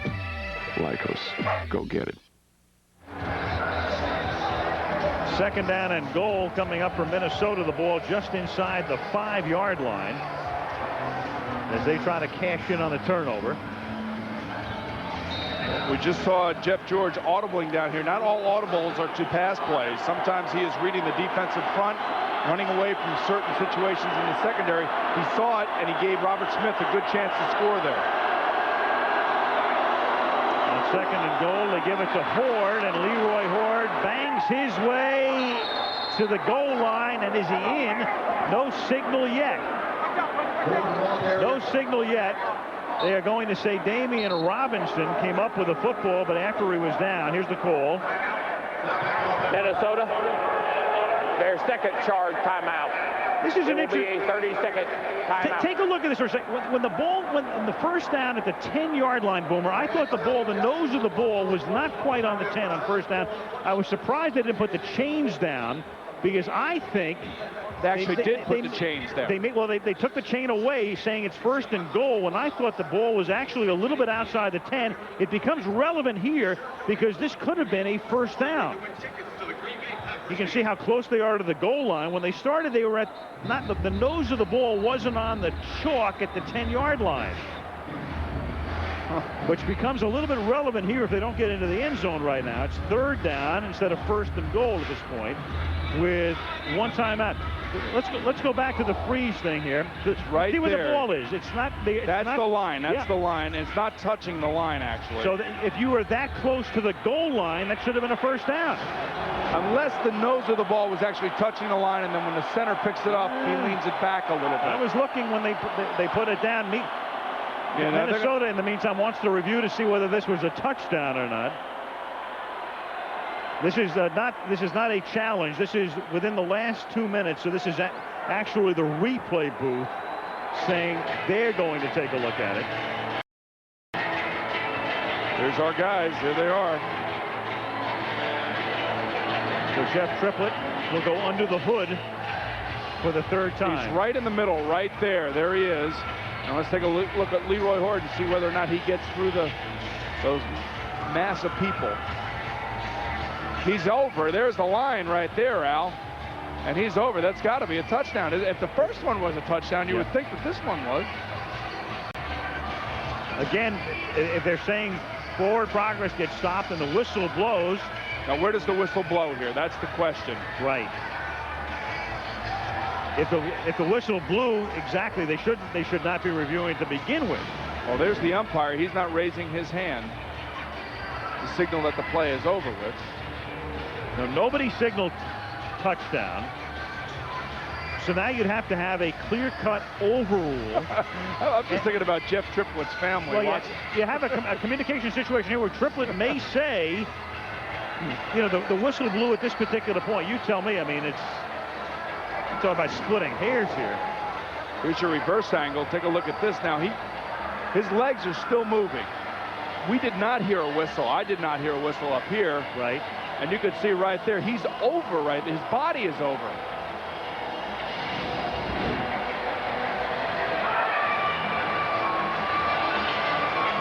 And usually with our microphones on the field, we will hear a whistle to stop the play.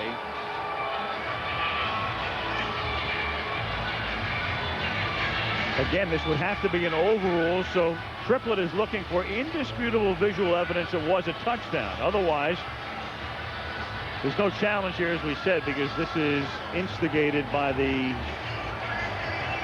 officials upstairs. So it's either going to be a touchdown or it's going to be 3rd down and goal from the 2-inch line with 33 ticks left in the half. So what we don't know is we don't know whether or not the whistle was blown. Right. And only he knows that, and he's not talking to anybody else, because if the whistle were blown, why would he even be looking at it, right? Exactly. He wouldn't be reviewing it if the whistle had blown. You wouldn't think unless he... it's almost impossible to figure out all of the ramifications because the whistle... There's the ball would have right been blown, there. not necessarily by the referee. And it's over the line. Over the goal line. Well, he's getting his money's worth tonight, isn't he, Al? A lot of FaceTime. Back time and FaceTime. Countenance time.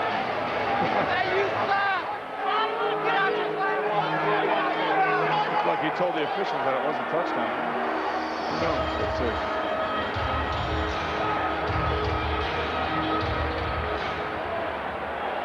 After reviewing the play, the ruling on the field stands. The runner is stopped short of the goal line. 3rd down. Okay, again, for the 3rd time in a row, we've had a situation where the official feels you do not have indisputable visual evidence, and so you stick with the call in the field. Now the big question becomes, since I don't think they put the ball in or they should have had a 1st down here because the chains were not put down when the ball was outside the 10. Let's see if that's academic or not. 3rd down and goal from the 2-inch line. I still don't see how that's not indisputable visual evidence. George throws, caught, touchdown. Academic, as it turns out, Chris Carter. And George goes down. George gets whacked by Chidi Ahanatu as he delivers. And Jeff George shaken. So Dennis Green with very mixed emotions at the moment, watching his team take the lead, but his quarterback in agony. A terrific play by Jeff George. He feels the pressure coming from his front side. He's not looking at it. He knows it's coming. Now watch how he moves away. Moves away. Ford misses the block. He throws it and gets hit in the back. I would say that he probably got the wind knocked out of him the way it looks. Randall Cunningham, of course, is the backup quarterback who started the season as the regular quarterback. The Vikings now 3 years in a row have had different quarterbacks, all of them very good. Brad Johnson was the guy 2 years ago. They signed him to a long-term deal. He was hurt. Cunningham had such a spectacular year. They had to re-sign Randall. And Johnson went to Washington. Now they bring George in, and Jeff is able to walk off under his own power. I think he's doing all right. I think he just got the wind knocked out of him. He took a vicious shot from behind, and Ahanotu fell on him. But you know, when you throw the touchdown pass, it doesn't quite hurt quite as much, you know? Leroy, you got to keep your head up and make the block, son. That's the franchise getting knocked down there. Anderson to the point after, and that is good. So turnovers, the story of the first half. There have been 6 turnovers in the game. Tampa Bay created the first 3, and now Minnesota with the last 3. This is just Jeff George and Chris Carter, one-on-one versus Brian Kelly, and it's just throw the ball where he can get himself in between the ball and the defender, and they work that play every week in practice. And when you have an arm like that and a player like that, Chris Carter, that's money down in the red zone. Coming up at halftime, Chris Berman with the top 10, and then we'll be back here to review the first half, which includes that touchdown pass thrown to Carter, who now, along with Marvin Harrison of the Indianapolis Colts, with 12 co-leaders in touchdown receptions.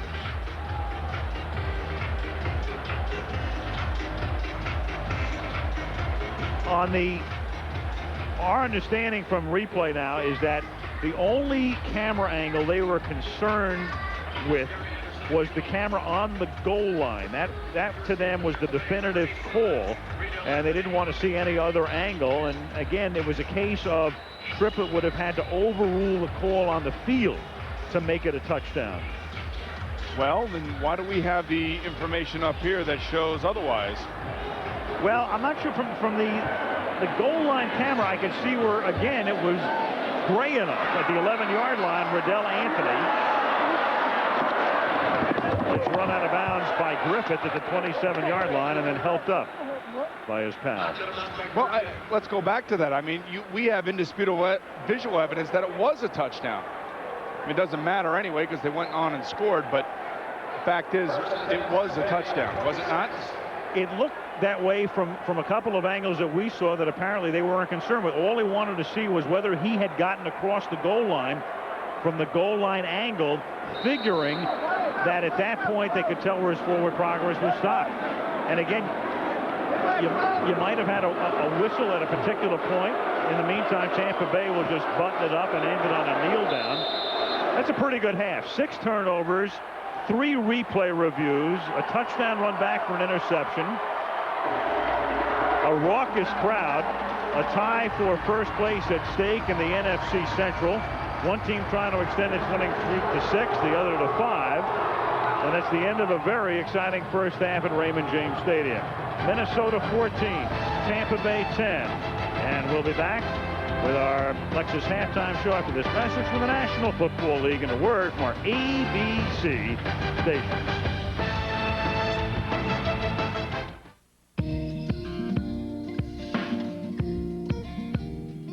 Squint your eyes and look closer. I am 32 flavors and then some, and I'm beyond your peripheral vision, so you might want to turn your head. Oh, I am 32 flavors and then some, and I'm beyond your peripheral vision. I am 32 flavors and then some, 32 flavors and then some.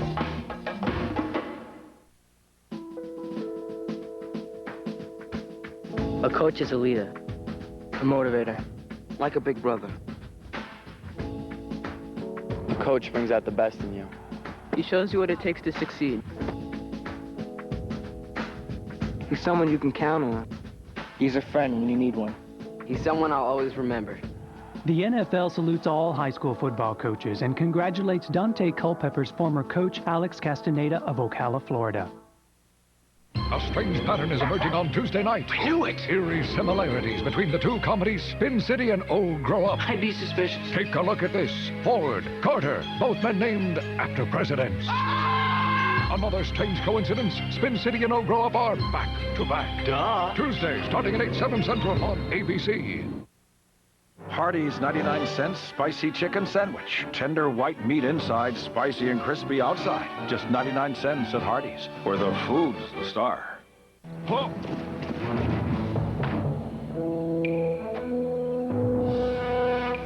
It's okay. It's only a Corolla. Moving up! The 2000 Corolla, now with a VVTi engine.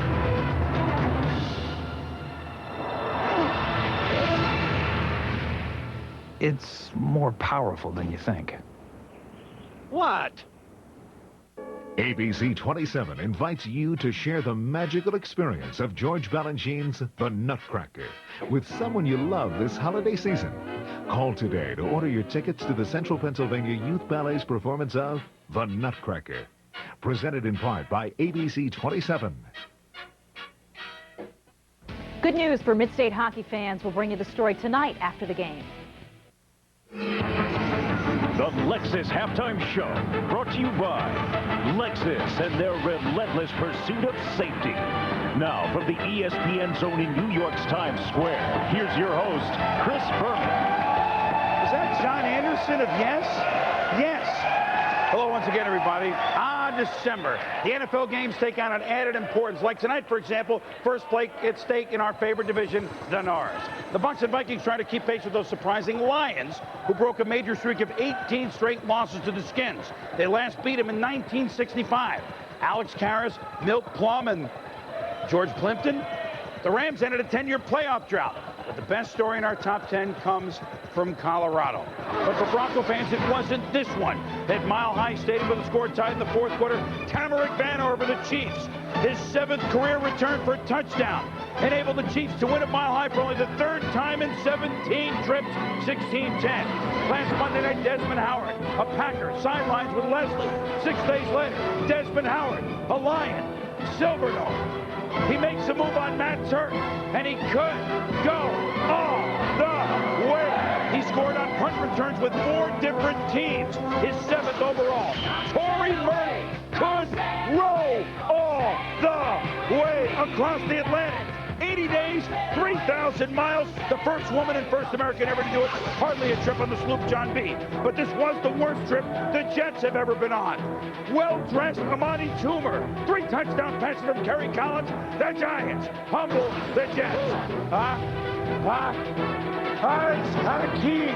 A pair of touchdown passes for the Rams. They keep rolling over Carolina, ending an 18-year playoff absence for Dick Vermeil. You gotta come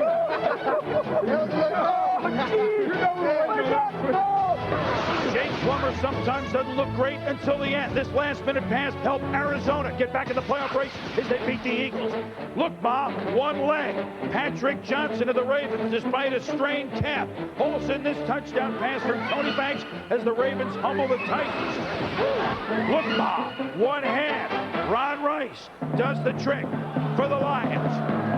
Hey, is there anything Edgerrin James can't do? 130 yards rushing against Miami, 1,210 lead the NFL for this rookie. Putting the Colts in position for Mike Vanderjagt, 53-yard field goal. Good! Jim Mora's Colts. Mora wins. 8 in a row. They have a 2-game lead in the AFC East over Miami. Now listen, we've been doing this all dang year, right? And we're going to keep doing it. Now, you guys know we got another big one next week, right? Big, right? I'll see you Wednesday. But the nicest story of the weekend, one of the nicest stories of the year, Columbine High School beats Cherry Creek 21-14. to win the Colorado Class 5A State Championship in football. Congratulations. What happened at Columbine High School last April 20th will never be forgotten, which is partly why head coach Andy Lowry said his team is, quote, the most mature bunch of kids I've ever had. It was much more than a win for the Rebels football team. It was a win for the human spirit. We'll be back at the Zone in a moment.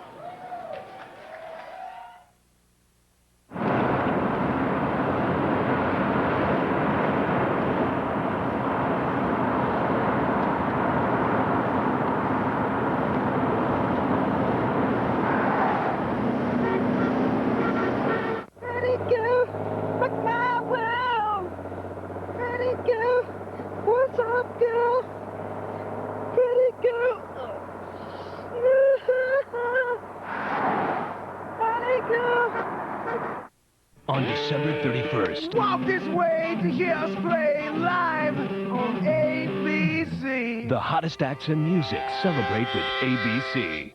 Four Bowls, one champion. Celebrate ABC Super January with the BCS. Wisconsin meets Stanford in the Rose Bowl, presented by AT&T. Alabama faces Michigan in the FedEx Orange Bowl. Number 3 Nebraska battles number 5 Tennessee in the Tostitos Fiesta Bowl. And number 1 Florida State meets number 2 Virginia Tech for the national championship down in New Orleans in the Nokia Sugar Bowl. Four Bowls and one champion. National championship for ABC. BCS on ABC. Monday Night Football is online, featuring chats with Terrell Davis and interactive polls at ESPN.com.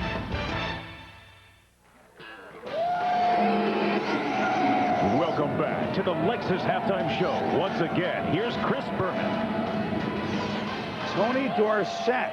Well, he appreciates running the football. It's the Vikings leading Tampa Bay 14-10 at the half. In college football, here are your BCS bowl game matchups, all to be seen in the new year on ABC.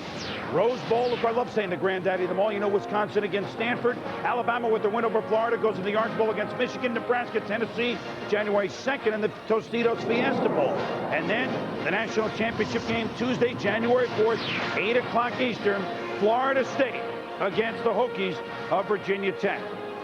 Well, let's go back to the NFL and back to you, Al, in Tampa. But the Vikings making the mistakes first quarter, the Bucs making this mistake second quarter. What have we here in the second half?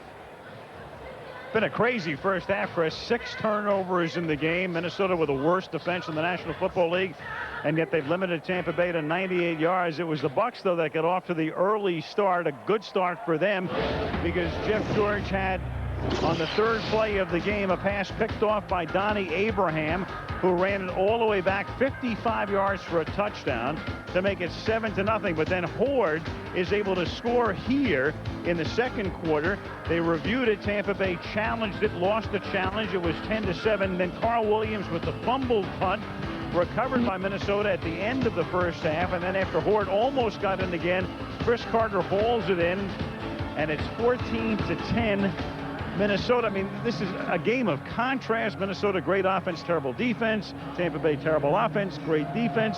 6 turnovers in the game. What do you make of the first half, Boomer? Well, I told you that I thought Tampa Bay's defense was going to have the upper hand in this game, but it's been anything but that. They have gotten the important turnovers, but I'm very impressed with the Minnesota offense. They're showing resiliency. Jeff George is hanging in the pocket. The offensive line's done a good job. Now, on the other side, Sean King really hasn't done much, hasn't had the opportunity to do too much.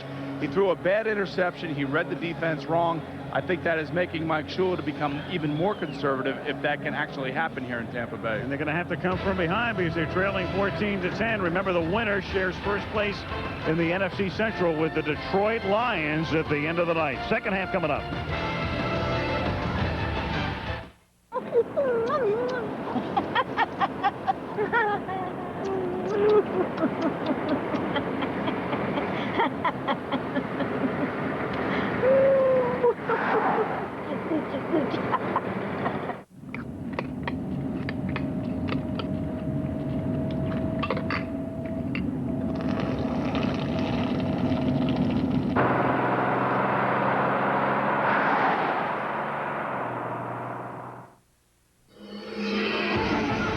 Lexus Halftime Show has been brought to you by Lexus and their relentless pursuit of safety.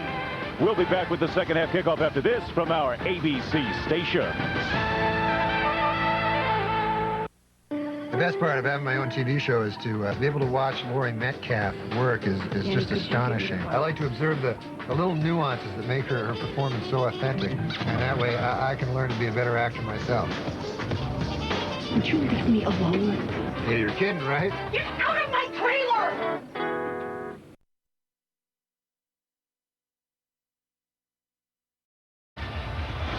Get ready now to start the second half in Tampa, Boomer. Let's take a look at the numbers through the first 30 minutes of competition. Well, 98 yards of total offense, not a lot. But remember, last week they had 156 yards of total offense and actually won the game comfortably. But they're playing against an offense that is high-flying, it is volatile, and it can move the football. Those 3 turnovers certainly hurt Tampa Bay. The way they like to play football, defense, no turnovers, keep us in the game, let's win it 17-10. They're going to have to do a little bit more on offense if they're going to want to beat this team tonight. Remember what they did on opening day against the Giants, where they have 4 first downs and won the game. We take a look at Jeff George's 15-22, 145 yards, 2 interceptions, and a TD. Kings only 5 for 8, 39 yards. Tampa gets the ball as Carl Williams, who fumbled on the punt return at the end of the first half, runs this back from the 11 out to the 27-yard line. Leslie, what do you have from the coaches? Al, from both of them, first of all, Jeff George only had the wind knocked out of him. He's fine. Denny Green said that they want to make Sean King hold the ball a little bit longer, but ultimately make him throw it. Denny Green said if Tampa Bay throws more than 20 times a game, he believes Minnesota will win. As for Tony Dungy, he said he's not disappointed in Sean King. He said King simply hasn't had enough plays tonight, and he's not worried about coming from behind with a rookie quarterback. He says if it's close in the fourth quarter, this King will rule. Al? We'll see. King 5 out of 8 through the first half through the air as Mike Allstart starts with a 1-yard gain. It'll be second down and 9. Well, you know, I said they were conservative, and you could see right there, starting out the second half, just running the football. You see he's only 5 for 8. He's only had 8 opportunities. Now, he made the one bad read where he tried to force the ball down the sideline to Jacquez Green, but all in all, like Tony Dungy says, he hasn't had the opportunities. Well, but you have to make your own, Al. You have to convert third downs. You got to keep the ball moving, keep the chains moving. So it all kind of works hand in hand. Tampa only ran 19 plays in the first half to 40 for the Vikings. Second down and 9. And King throws, and that is incomplete over the middle, and a flag comes in intended for Bert Emanuel, and Trent Dilfer says, yeah, defensive interference. Jimmy Hitchcock was holding on to Bert Emanuel, and you could see Hitchcock is absolutely livid. Now, this is a guy last year that was getting interceptions and making touchdowns, and he's still looking for his first interception of the year, and sometimes you wonder what officials are looking at. This was close. Very, very close. Pass interference. Defense. Number 37. Automatic. First down.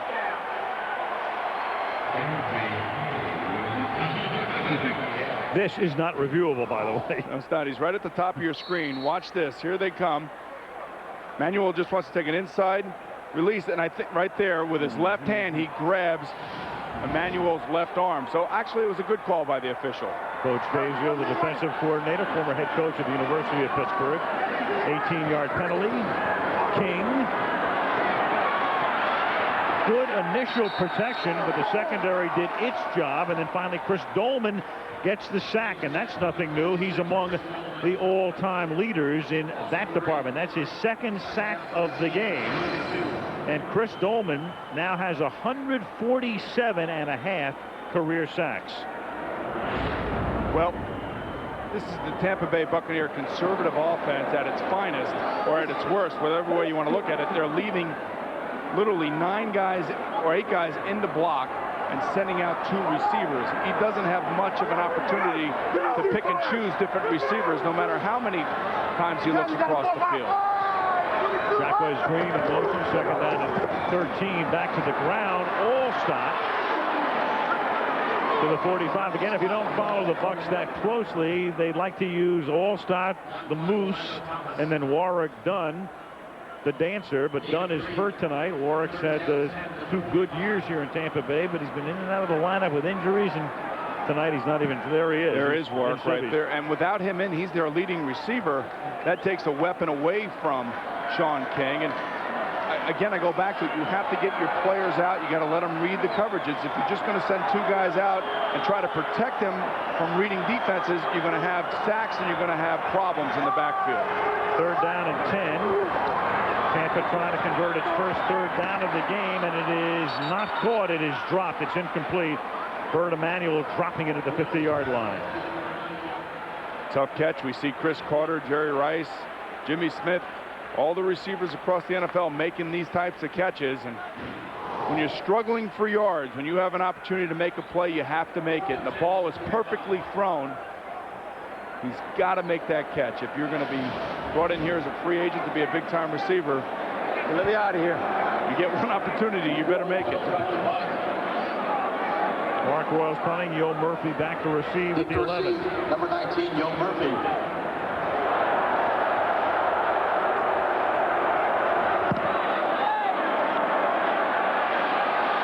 Murphy's going to run it back from the 4. Only to the 11. Normally you won't make that play inside the 10, but he had a lot of room to roam, but no blocking.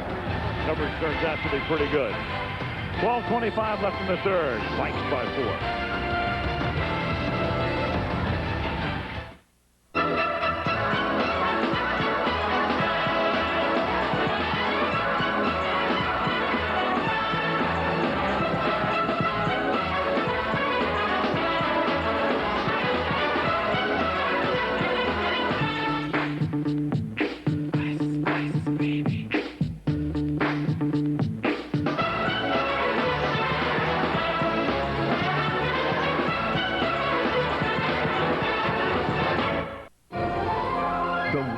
Is over.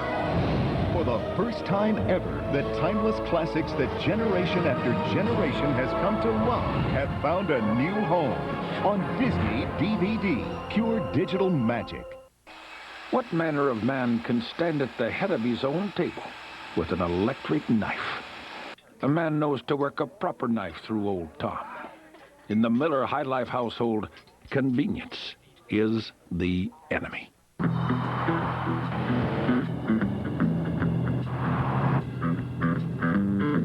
They did a bad, bad thing.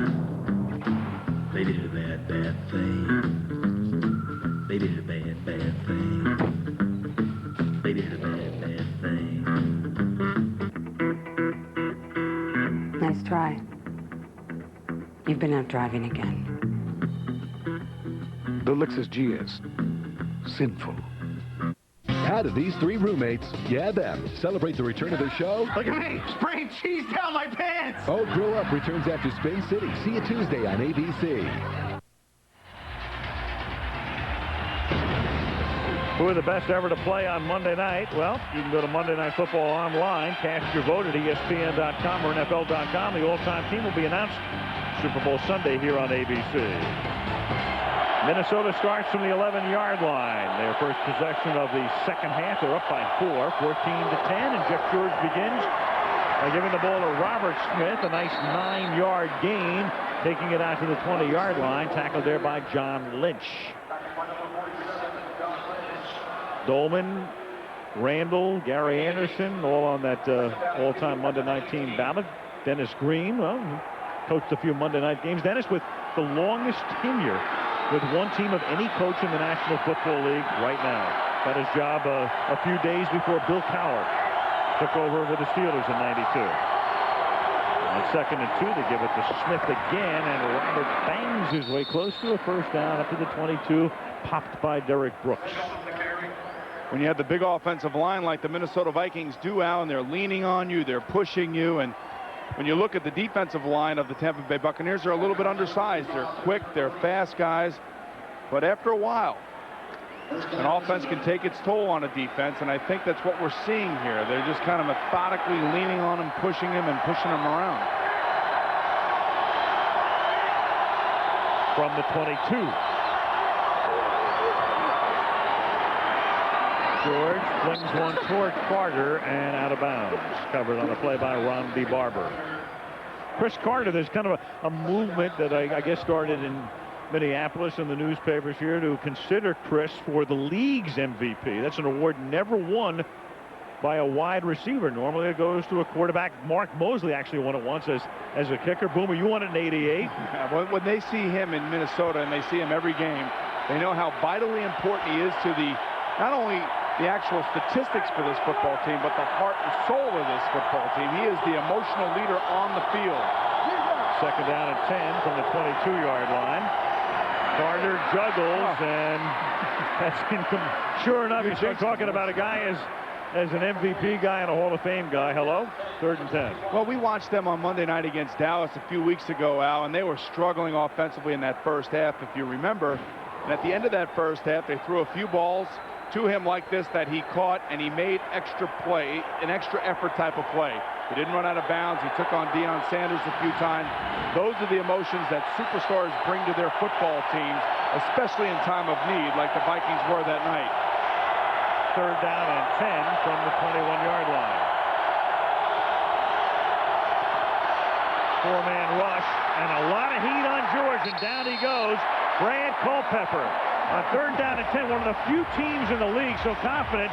Just the 4th down guys, just send them, run a little stunt up front, and it's Culpepper with a sack. And when you talk about their defensive line, you talk about quickness, you talk about movement, you talk about stunting. Take a look at this. Watch the two guys in the middle. There goes Culpepper inside. Around comes Sapp to the outside. Sapp comes free, forces him to Culpepper. You know, and that's why this defense presents so many problems. I asked Mike Tice, their offensive line coach of the Vikings. He said, boy, these guys, they come fast, quick, and they're coming from all over the place. Culpepper's second sack. Here's Mitch Berger's floating kick. Fair catch called for, made by Williams at the 43-yard line. 10:26 left in the 3rd. In Tampa, Minnesota 14, Tampa Bay 10.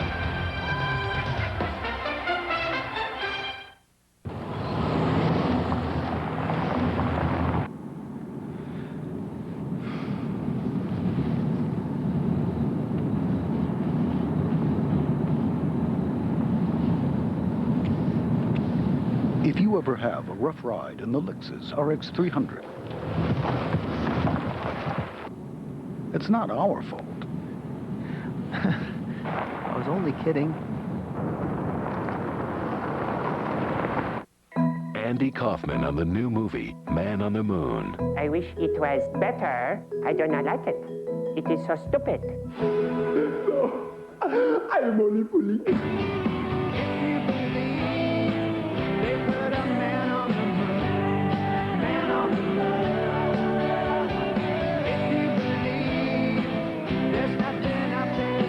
On the Moon. Please come to my movie. Rated R. Starts December 22nd.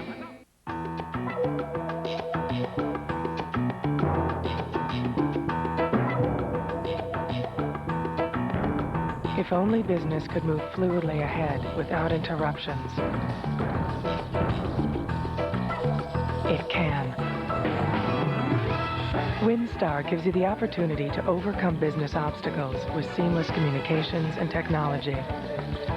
WinStar. Brave new business. This telecast is copyrighted by the NFL for the private use of our audience. Any other use of this telecast or of any pictures, descriptions, or accounts of the game without the NFL's consent is prohibited. Mike Tice going over things with his offensive line. A reminder, the bowl season approaches, and from January 1st through the 4th, those 4 bowl games coming your way on ABC. Wisconsin, Stanford in the Rose, Alabama, Michigan, Orange, Nebraska, Tennessee meeting in the Fiesta, and Florida State, Virginia Tech, and the big one, the Sugar Bowl for the national title. On 1st down, the pass intended for Emmanuel. Incomplete. 2nd down. Speaking of Florida State, what do you have, Leslie? Which Seminole? A guy hoping for another national championship. Al Michaels is mentioning you're a Florida State guy. Work done, played with injuries all year, but Work, why couldn't you play with this one? Well, last week I sustained an injury in the first half of the Seattle game, and I tried to fight through it, played in the second half, and this week it's just been a little tough to run, and when I came out for the game, I really couldn't push off, so I'm just trying to save myself from further injuries. Well, this offense can't wait to get you back. Thanks, Work. Back to you, Al. Thank you, Leslie. And this is Mike Alstead, who gets tripped up by Robert Griffith. Nothing against Leslie, but I was saying to these guys on the sideline in their pajamas, the guys that don't play, that when Leslie Visser's looking to give you an interview, that's not good. That means you're not playing. Right. That's a good point. And you can hear the boos coming down. It's amazing how patient these fans are here, but I guess they've been watching this offense for so long. They're 0-5 on 3rd down up to this point. They have to start making a play here sooner or later. 3rd down and 8. Under 10 minutes left in the 3rd. King out of the gun. Throws, and there's your first conversion to Jacquez Green to the 45-yard line of Minnesota. All right, they're giving him a standing O, Al, finally, and you can see that Sean King is an accurate passer, and he hits Green right on the money, one of those little slant patterns. But now this is an opportunity where they're on this part of the field where they should use some of the speed. And right there, Jacques going against Jimmy Hitchcock, number 37. It's a nice move by the young receiver and a nice throw by the young quarterback. First down at the 45-yard line. Little toss to Alstein. He's going to reach down for it, but turns the corner and picks up about 7. The interesting thing about Mike Alstott is how quick he gets around the corner. At 6'1", 255, he's built more like a fullback. Moose Johnson from the Dallas Cowboys come to mind, but they line him up in the halfback position, pitch him the ball, and to watch him make a tight turn with such, and watch him get around number 56, Chris Dolman. But watch his turn. Now, he should have the ball in the other hand, so if he does fumble it, it goes out of bounds. Nifty move by a 6'1", 255-pound running back. Second down, long 2. Abdullah's in the game, and they give the ball to Alstein, and he picks up the first down, moving through the middle to the 34-yard line. Versatility. Now they line him up at fullback and give him a little fullback play right up the middle.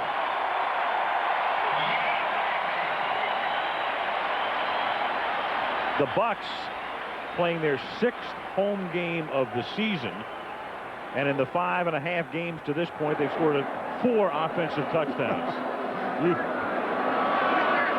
King tonight, 28.2 rating, doesn't win a lot of games, but he's down by 4, and he's on the move here. And he's got a great defense on his side. First down from the 35, flag is thrown. And Alstott makes the catch. Dwayne Rudd may have been offside, or Jerry Ball, I think, was the guy offside. Rudd in on the play. I think it was big old Jerry Ball. I was watching Jerry Ball before the game. He was actually running pass routes. Defense, number 96.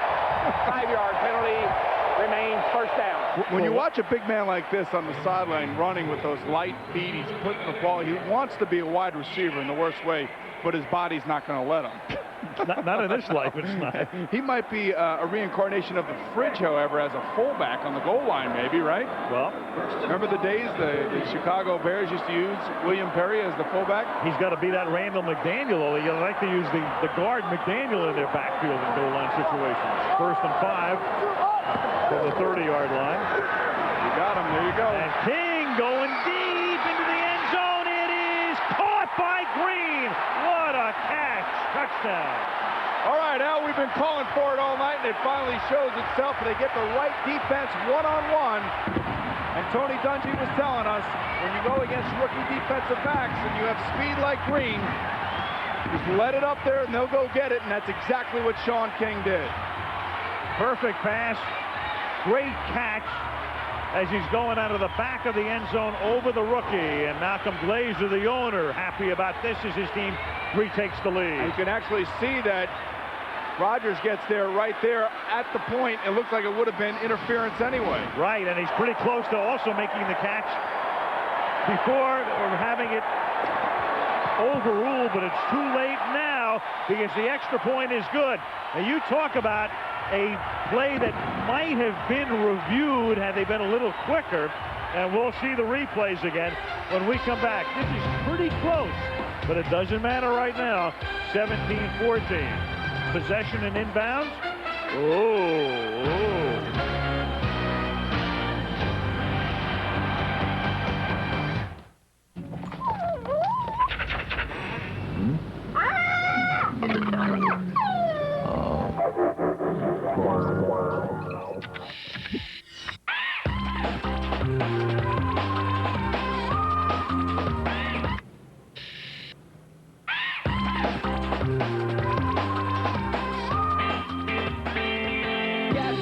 admit it's getting better. Philips CD recorder. Burn your own CDs.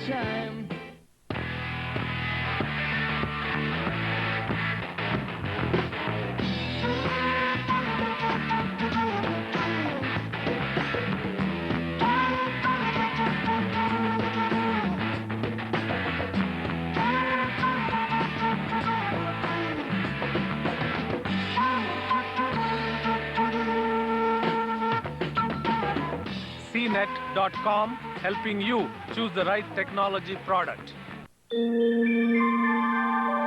This holiday, shower her with diamonds from JCPenney. Like this stunning diamond marquee band, now 50% off. Or this brilliant diamond Millennium Heart pendant, only $99.99. Or these dazzling gemstone and diamond earrings, just $199, and the matching diamond pair is free. The holiday jewelry sale at JCPenney. Gift a look. For every moment that will make you smile, there's a moment that will make you feel. Emmy-winning Sports Night returns with all new episodes Tuesday, 9:30, 8:30 Central on ABC. We'll get to the replay in a moment after the kickoff here as Martin Gramatica kicks off for Tampa. They lead 17-14. Kickoff taken by Yo Murphy from the 9, and the guy who was in Tampa's camp until early last week to the 34. Okay, take a look now. Key questions. Is he in bounds? Is he in the end zone? And does he have possession is the key question here, too. All right, one knee is down, which is the equal of 2 feet. The question, Boomer, does he have possession of the ball? Well, it really doesn't matter. The good, and here's the interference as well, but what's even more, which isn't called. Right, which isn't called, but even more importantly, give Joe Marciano, the special teams coach of the Bucs, credit because he got the extra point team on the field quickly and did not give them time to review it. Remember, you have to make the challenge before the next play. Ball at the 33-yard line as Jeff George begins this drive. Nice slide move to the left, going deep, and it's almost intercepted as Carter becomes a defensive back. And what are they going to say? That he intercepted it and fumbled it? It was Brondy Barber. Now the question becomes, did he intercept it and then fumble it? There's no call yet on the field. Al, the interesting thing, number 77, Terry McCauley, the side judge, is down there looking for the football, trying to see whether or not it had hit the ground. Right, there's no call yet. There wasn't a call for an incomplete pass. There wasn't a call for a fumble. So now you may have a case of a review coming up, possibly. But remember, if the call goes against Tampa here, they're out of challenges. They can't challenge it. Take a look at Rondé Barber. It goes right down to his feet. That hits the ground. It hits the ground. That should be incomplete. They haven't made the call yet. And then who's going to wind up with a football? Well, Carter's reaching for it at the end of the play. The ruling on the field is an interception by Tampa Bay.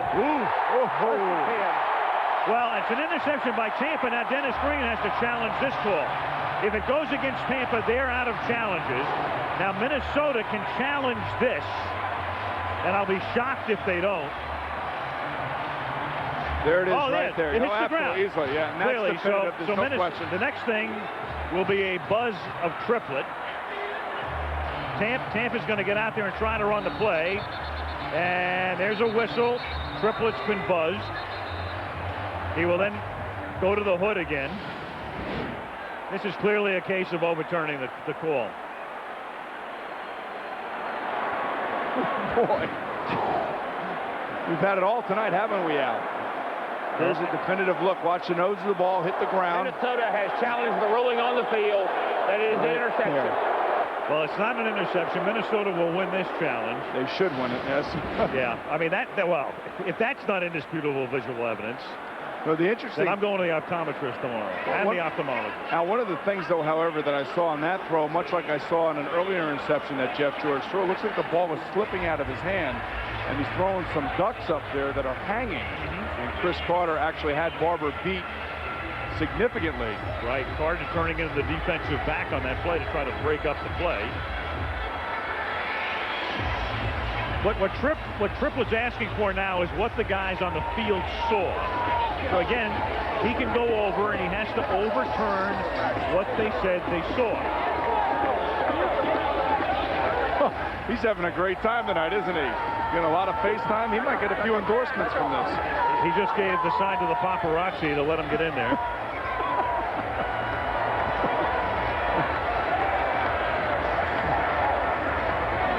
You know what I do like about this officiating crew, though, is that the three of those guys discussed it on the sideline. Right. They wanted to make sure that they thought that they had the right call. Right. And Triplett was away from them. He allowed them to discuss it, did not get in the middle of it. Okay. You can see right there it hits the ground. They clearly never had possession. I mean, right. If your feet, if he could control the ball with his feet before the ball hits the ground, then he would have had possession. No, but what a play by Rondé Barber, though. I mean, what a yeah. tremendous effort to try to get...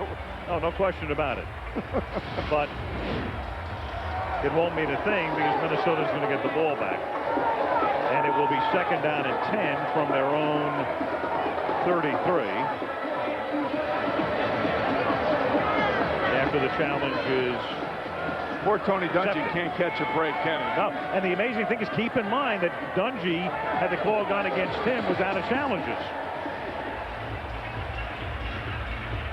Because he's already used his 2 and lost them both. He gets 2 challenges per game. After reviewing the play, the pass is incomplete as the ball hit the ground. It's 2nd down, Minnesota. At the previous spot, Minnesota is not charged a timeout. Well, so we're 3 for 4 tonight. Yeah, I mean, the 3 other calls were all gray area calls that were not overturned. The touchdown was a little less gray than the first 2. The challenges remaining, Minnesota has 1, Tampa Bay out of them. And remember, when you get to the last 2 minutes of the 4th quarter, then it's in the hands of the booth upstairs. But they got it right. It's 2nd down and 10, Minnesota from the 33-yard line.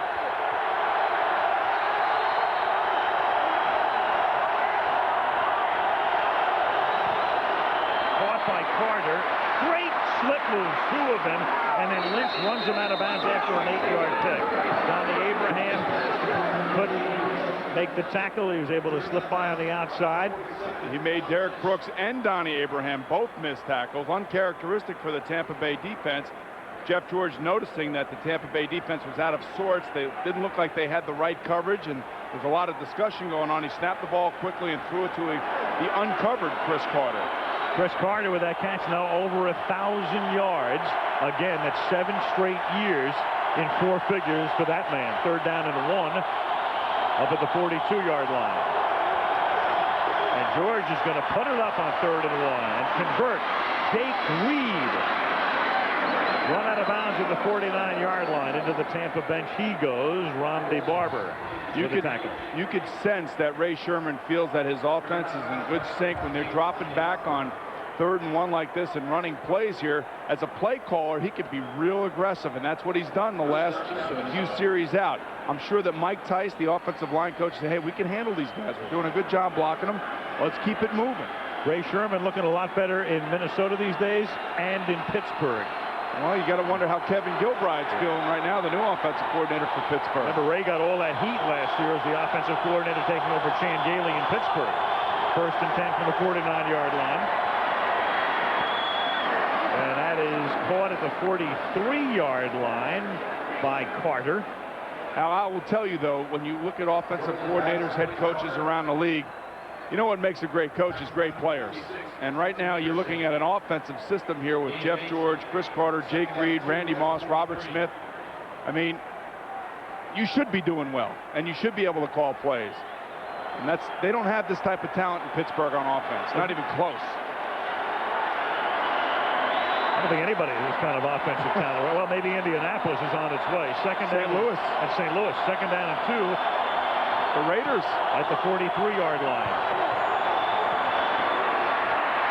George sidearms that he was under pressure, intended for Matthew Hatchett, and that's incomplete. And I think congratulations should be sent out to our good old buddy Dick Vermeil in St. Louis. How great was that? He was crying again. Oh, yeah, I love when Dick. Well, that's good. It is good. It's great. Dick's he's a wonderful man, and to Georgia Fronteri and to John Shaw and that entire organization. Right, I heard Chris Berman say last night that he was out of touch when he was 62, but now he's a genius at 63. That's right. So congratulations to the Rams and Coach Vermeil. Burned out at 7. Kind of like us, Boomer. Making comebacks. 3rd down and 2, and Jeff George has to take a timeout. Timeout preparatory to a 3rd and 2. In a game with a lot of storylines in Tampa. Back and forth. Ebb and flow. 17-14. Hey, all right.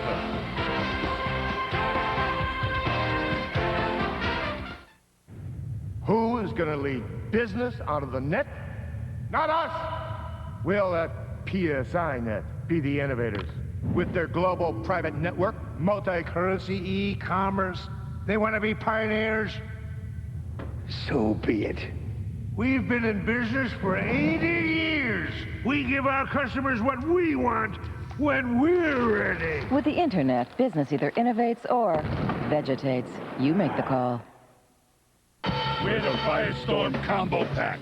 I'm the Firestorm Drill. I pack extra punch. I'm the Firestorm Cordless Saw. I cut wood to pieces. We're the toughest tag team in the history of tools. We are built by Black & Decker. To win over this crowd, Electric Sting! you've got to perform. The new Norelco Quadra Action Razor with slots to cut long hairs and holes that get the short stubble for a quick close shave guaranteed.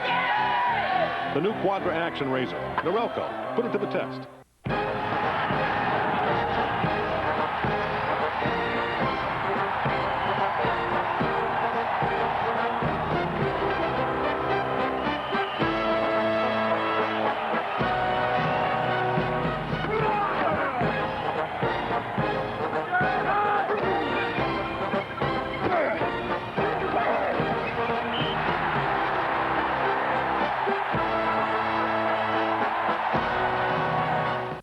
Wednesday, Two Guys and a Girl is all new. Or is that all nude? That's the stuff. Nope, it's all new. Two Guys and a Girl. See you Wednesday on ABC. 24 of the world's top golfers pair off into all-star teams to compete in match play. Freddie Couples, Mark Calcavecchia, Julie Inkster, Jack Nicklaus, Tom Watson among those competing in the Diners Club matches Saturday, live at 4 Eastern and 1 Pacific right here on ABC. 3rd down and 2. Get rid of it. George under pressure, hit as he throws, busted up by Chidi Ahanaku. They just keep coming and coming and coming. I mean, they are relentless on the front line. And when you're only rushing 4 guys and you can get back there that quickly, decisions have to be made quickly. It puts so much pressure on you, Al. I mean, they're in your face. They're back there. A lot of credit goes out to this defense for hanging in there and playing. And you can see they're only rushing 4 guys. And here comes Ahanaku around. Corey Stringer, and Mike Tice told us Corey Stringer was playing good, but I would venture to say that Jeff George would probably have to throw that ball a little quicker than he did. Carl Williams back to receive the kick from Mitch Berger.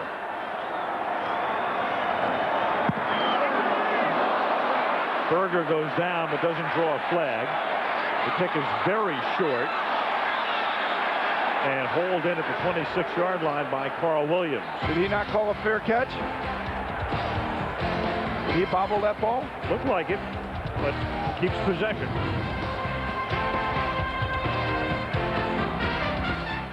All right, captains, we're going to have a coin toss now. If there's a team, we'll call it in the air.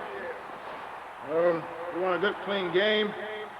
We're all professionals here. Does anyone have change for $1? What? Want to get away? Southwest has your ticket to freedom. For only $99 or less, you can fly coast to coast when you purchase by December 15th and travel starting November 30th. You are now free to move about the country. Hear that? That's music to a man's ears. That's the sound of one friend keeping another friend cold. Thank you, refrigerator. He's back. It's the Indiana Jones limited edition gift set. All 3 action-packed films, digitally remastered by THX with new cast and crew interviews, plus a free Young Indiana Jones adventure. Buy it today. Trust me. You shouldn't have. I didn't. You shouldn't have. I spent 2 minutes, 2 whole minutes, 2 minutes shopping for your gift. And it was so pleasant getting credit for a present that was really super easy to give. Thanks to Amazon.com. I don't mean to flaunt it, but it's just the thing you wanted, and it only took 2 minutes. Wednesday, Mimi Rogers gets a big surprise. I would love to take you like a cheetah takes a porterhouse steak. And all new It's Like You Know on its new night. See you Wednesday on ABC. Brad Culpepper. In Tampa, Al Michaels with Boomer Esiason and Leslie Visser. Randy Moss has been pretty quiet tonight. Randy with 1 catch, 16 yards. Al, I asked you, did he not make a fair catch, and why was he hit? You can see right there, Carl Williams drops the ball again. That's the 2nd time tonight. Right. The other fumble was very close to the 26-yard line. Allstott. Coleman slows him down, and he picks up 1. 2nd and 9. Leslie, what you got? Al, this is a very proud moment for the King family. I'm joined by Sean's parents, Carolyn and Sam. Carolyn, you raised Sean in this area. What is the emotion of seeing your son in this uniform? Well, you know, to look out on the field and see him having the opportunity to do something that he's wanted to do all his life, it just blesses me. I'm so proud of him and for him. He's worked hard. He's done the things that it takes to get where he is, and he's remained humbled and focused throughout it, and I'm just elated. We'll just watch this play. Sam, you're a coach. Did he always have this kind of poise? Sean Poise is a gift from God. And one amazing thing about the night game is that even though he had a fumble and threw an interception, he has maintained that poise and come right back to 3rd quarter and let the team down and throw the touchdown. Well, it must be a very happy night for you. The only quarterback that Tony Dungy ever drafted. Back to you, Al. Thank you, Leslie. And he's a very likable kid with an open face and an engaging smile. I know why you like him, Al. Why's that? He called you Mr. Michael. He did. 3rd down and 6. You know, I asked him why he said that. He said, saw a tinge of gray in your hair. Well, he's running for the 1st down. Does he get it? In the meantime, Boomer says to Sean King last night, they're going to measure, who'd you admire when you were growing up? And he mentioned Montana and Elway and Marino, and you too, Boomer. And then I see Sean on the field tonight, and he says to me, hey, did Boomer buy into that? I said, we'll find out. Well, you know you're getting old when a kid comes in and says, yeah, I admired you when you played. That's right. I just retired a couple years ago, kid. He was born in, what, in 77? Steve Hurd asked him if he remembered Cosell ever doing Monday Night Football, and he didn't. He thought he was still doing it. Every now and again you go into your alter ego. You're exactly right, Boomer. Let's take a look at this measurement right now. And by the length of the football on the 3rd and 6, they convert. I think, though, that Mrs. King, Sean's mom, said it best. He said that he's humbled and he's focused. And we both felt that way after we left the room with him last night, that he was confident, that he felt good about what he can do and what he can offer for this team. Did not seem overwhelmed. And he's the 2nd quarterback from Tulane. The other, Ken Karcher, played with Denver. He started 3 games in '87, but there's an asterisk. 3 games during the players' strike. The 3 started by Karcher. From the 36-yard line. Play fake buys time, but then it's a bad pass. The receiver cuts off the route. Bert Emanuel at the 42. And the pass well over his head. And somebody losing a shoe is Sean King. He hasn't lost a game. He hasn't played in the game his team's lost since '97. Last year, perfect year for Tulane. This was King wrapping up his college career in the Liberty Bowl. Throwing a touchdown pass there. And this was part of the reason that he was drafted in the 2nd round. Tulane beat BYU 41-27. He was the 50th guy picked in the draft, the 6th quarterback. 2nd and 10, and this is Allstott banging his way, no other way to describe it, to the 49 in the first down. Well, these are the ingredients that the Tampa Bay Buccaneers need to win this football game. Take the pressure off of Sean King, make those big runs up the middle. We've seen a few of those tonight from Mike Allstott. I mean, this is right up the heart of the defense. And take a look at this. This is defenders getting run over. See number 30, Antonio Banks, in there for Griffith, just absolutely get demolished at the point of attack. They're not asking Sean to do too much, Al. They're giving him a lot of help in the running game. He is. Allstott, 16 carries, 93 yards on a night when Dunn is out of the game and he's more important than ever. And he adds a hard 1 or 2 right there before he is hit by Dwayne Rudd. There is Warwick Dunn, and we can tell you the Monday Night Football is being brought to you by Lexus and our relentless pursuit of perfection. Hewlett-Packard, the original Silicon Valley startup, by Gap, and Southwest Airlines, proud sponsor of the NFL and official airline of the Super Bowl. They seem to be having quite a bit of success running to the left. Now, Kevin Doggins is starting at left guard tonight in replace of George Diaz. Now, that's one shakeup that they made in the offensive line, and it seems to be working, especially here in the second half. 2nd and 9. Allstott tackle as Banks comes up from the secondary. Well, that's how you atone for that, Antonio. You get up in there, you stick your face in and make a tackle. And you got ran over the play before, but then seems to come back and make a nice short tackle in the backfield. And he's playing his Banks right now because Orlando Thomas is on the bench getting his knee rewrapped. There is Foge Fazio, who I think his hair has gotten a little bit grayer over the last 2 weeks after giving 800 yards of passing up to the Bears and the Chargers. Coaching in this league is ulcer time. 3rd down and 10 from the 49-yard line. King, and that's a low throw, and it is caught. No, not caught. Jacquez Green couldn't keep it off the ground, and it's 4th down. Well, Tony Dungy likes this kind of stuff. 17-14. Defense is playing pretty good. Punt, played good special teams. Nothing flashy on the offense. He even likes 6-3. He won a game this year, 6-3 against Chicago. Won the game and benched still for the next week. Well, they've only scored 174 points coming in.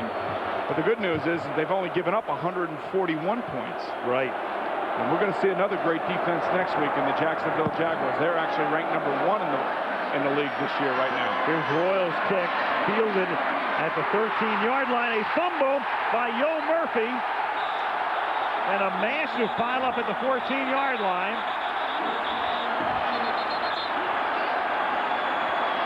Buccaneers ready to celebrate, and so is the crowd, and they should. And Jeff Gooch makes a great play. Number 50 comes down and just knocks the ball out of Yo Murphy's arms. What are we talking about? Good special teams and good defense.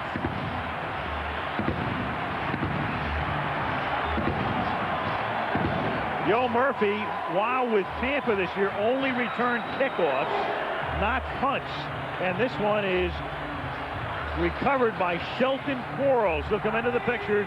Gooch creates it, and Quarles, 53, winds up with it. They teach him in defensive school, go after the football. And Yo Murphy's not used to catching punts and running them back. And Gooch took advantage of that and forced the fumble. First down at the 15-yard line for the Bucs. Allstott on what will be the final play of the 3rd quarter is stopped for a 2-yard loss. So we have played 3 in Florida. Tampa Bay 17, Minnesota 14. Monday Night Football resumes after this from our ABC station.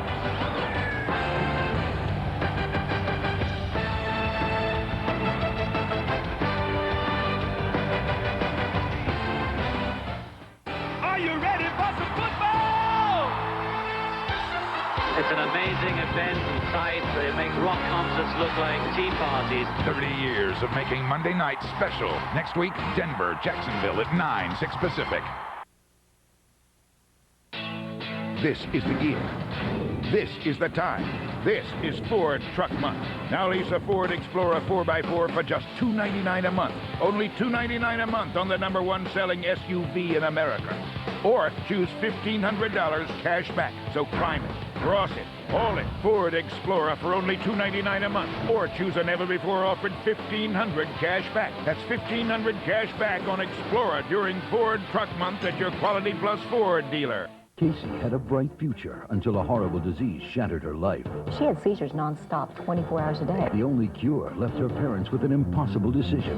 The solution to Casey's problem was to remove half of her brain. Now, meet the incredible girl who survived against all odds and what makes these girls do this to their own hair. I applaud you all for your strength and your courage. Thank you. Young girls battling bizarre disorders on the next Montel.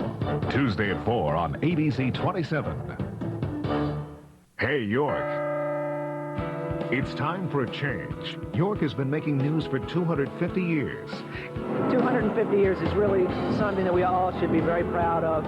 It's time to turn to ABC 27 for the area's best coverage. Today is a big day in York County. We're celebrating York. Count on your York team for news from your neighborhood. Right on the square here in Hanover. A better choice for news in York. ABC 27. Good news for Mid-State hockey fans. We'll bring you the story tonight after the game.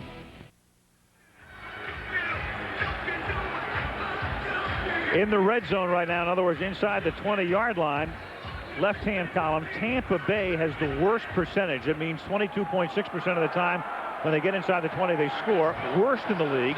Minnesota, meanwhile, has the best red zone defense. You've got the worst offense against the best defense inside the 20. That's a little misleading. Denny Green was telling us that teams score from outside the red zone most of the time against us. Second down and 12, and this is a manual. In other words, they score on long plays. Right.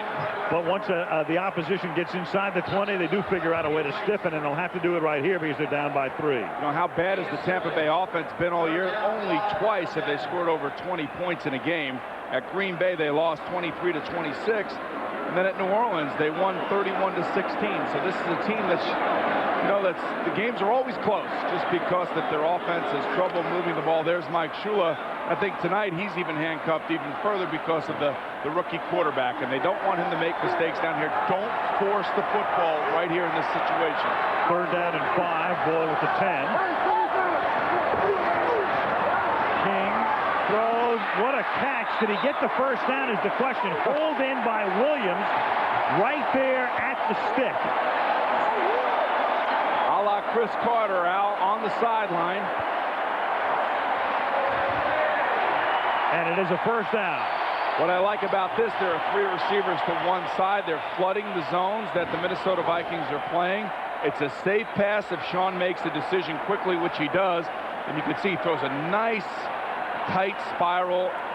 You can see right there a nice play by Williams, able to keep his feet in bounds. Not a bad spot for him either.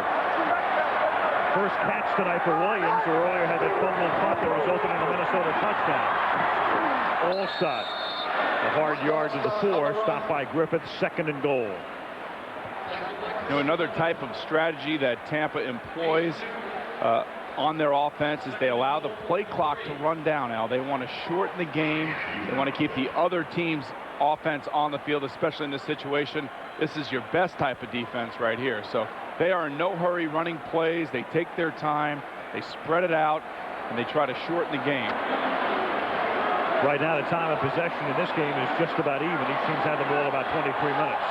But you can see they're already under 10 seconds on the play clock and probably run it to about 4 seconds. Second down and goal. King under pressure throws a duck, and it's incomplete. He was hit as he threw. It'll be third down. Flag is down as well. Chris Dolman came in to put the heat on. You're going to have holding against the defense in the secondary for the Minnesota Vikings. And that'll be an automatic first and goal.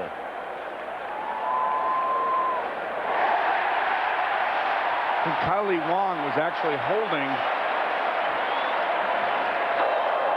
prior to the pass. Holding. Defense, number 58. Half the distance, automatic first down. Now, do you see Ed McDaniel? I don't know if it was him. It looked to me like it was Kylie Wong. Let's take a look at this right here. He's right up here in the corner. Let's take a look and see who that is. Yep. Can't tell if it's 58 or 52. 58. That was McDaniel. It was, okay. That was McDaniel. First and goal. Ball at the 2-yard line. Allstott is the tailback. Allstott takes it inside the 1-yard line. Running right at Dolman. McLeod, the fullback, helping to lead the way. And this is where you get in behind your great center, Tony Mayberry. This is his 139th start. He's tied for 3rd amongst NFL players, Al. And this guy's been a pillar of strength, as they say, in the middle. It all starts in the middle. And right there, he's the guy that makes all the line calls. And the left tackle, too, Gruber, who's been here for 12 years. And they go that way. But Allstott can't make the end zone because Robert Griffith comes up. Big play. Big. 3rd and goal, and a huge play here. Well, Robert Griffith does make a huge play because he's unblocked and he has to make the tackle. His responsibility is to come off the end, not allow the running backs to get outside of containment. Remember, Robert Griffith is a sure tackle. Now, he's 5'11", 198, going against a 6'1", 255-pound running back.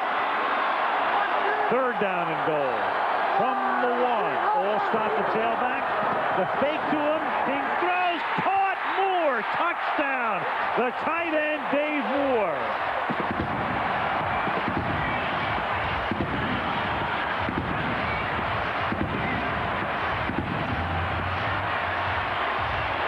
The Glazers exult. That's the pirate ship in Buccaneer Cove. And give Moore a lot of credit on that. King was so excited, he almost threw the ball through Moore. You know, a play-action fake down here on 3rd and 1. This should not fool the defense. Somebody busts in the secondary. Whether it's Rudd, whether it's McDaniel, one of these linebackers need to be back here. I mean, you can't have a bust like that. And when you have a defense that's 31st in the league, 31st in the league, there's a reason for it, and it's because of misplays like that. Bucks with a touchdown after the Yo Murphy fumble. Extra point by Gramatica is good. The man who would be king, young Sean. And the Bucks lead by 10.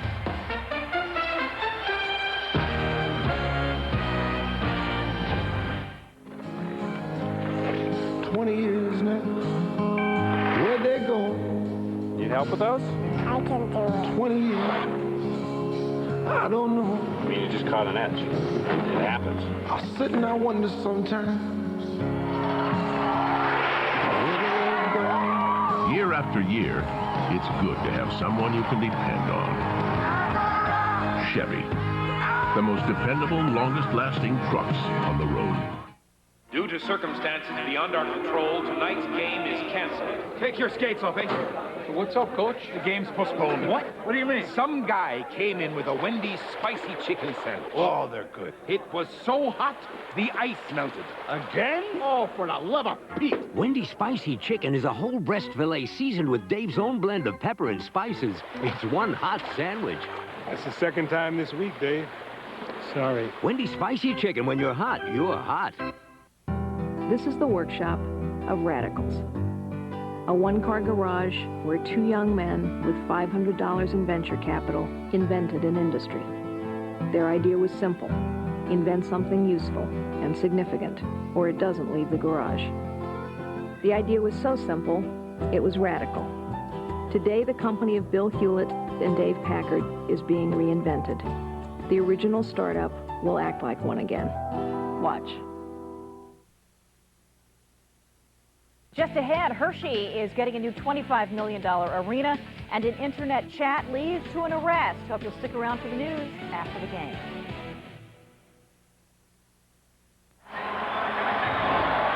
After the game, ESPN Sports Center Monday Night Football postgame show has live reports and analysis.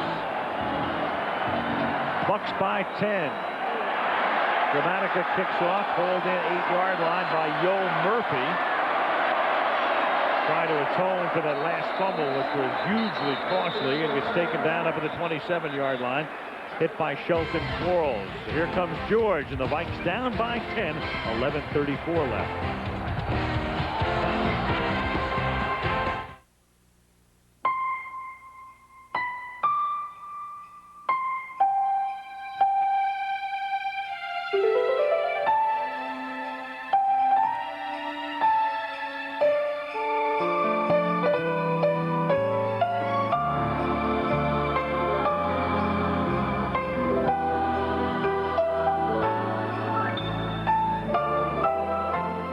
holidays from your friends at Miller.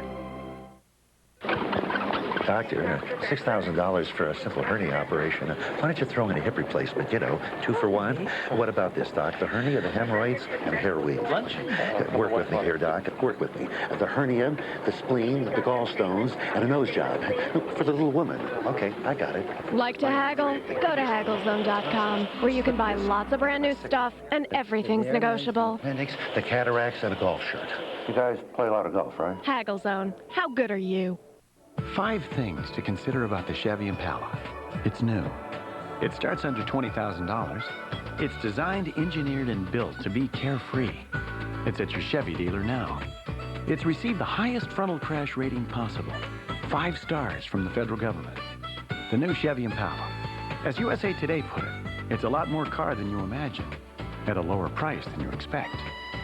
The new Chevy Impala. Let's go for a drive. Never mess with Mother Nature. She's totally out of control. All new ABC Thursday at 9, 8 Central. Learn about Bucs kicker Martin Gramatica on NFL.com. In Tampa, Frank Middleton showing the effects of the work he's been doing tonight. The Bucs have dominated in the second half. He's a hothead, right? Jeff George throws, and it is intercepted, but there's a flag down. Intercepted by Donnie Abraham. At least for the moment, that would be his 3rd if it holds up.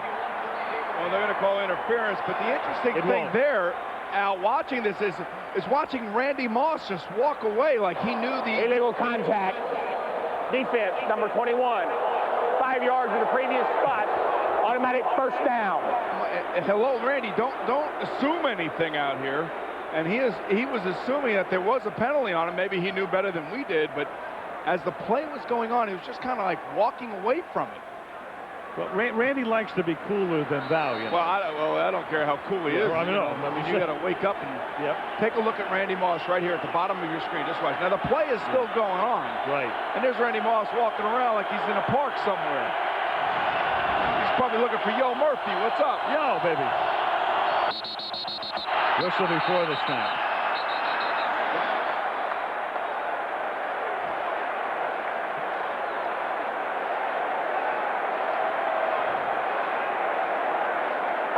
Prior to snap. False start. Offense. Left guard. 5-yard penalty. Remains first down.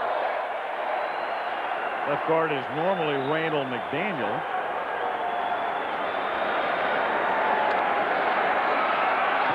This is 1st and 15. Ball back at the you can tell how Jeff Triplett's really into the game. He's starting to call positions now. Yeah. He's been very busy tonight. Draw. Robert Smith. And it's still far too early to abandon any ground game with 11:15 to go. So they give it to Robert. He takes it to the 34. And it will be 2nd down and 8. Al, that's interesting that you bring up that point, because you remember talking to Denny Green last night. He said Tampa's going to want us to abandon the ground game, and we're not going to do that. We're going to stay with it. It's a big part of our game. And now that we have Robert Smith back, we're going to stay with it when we have to. And right there is a perfect example of that.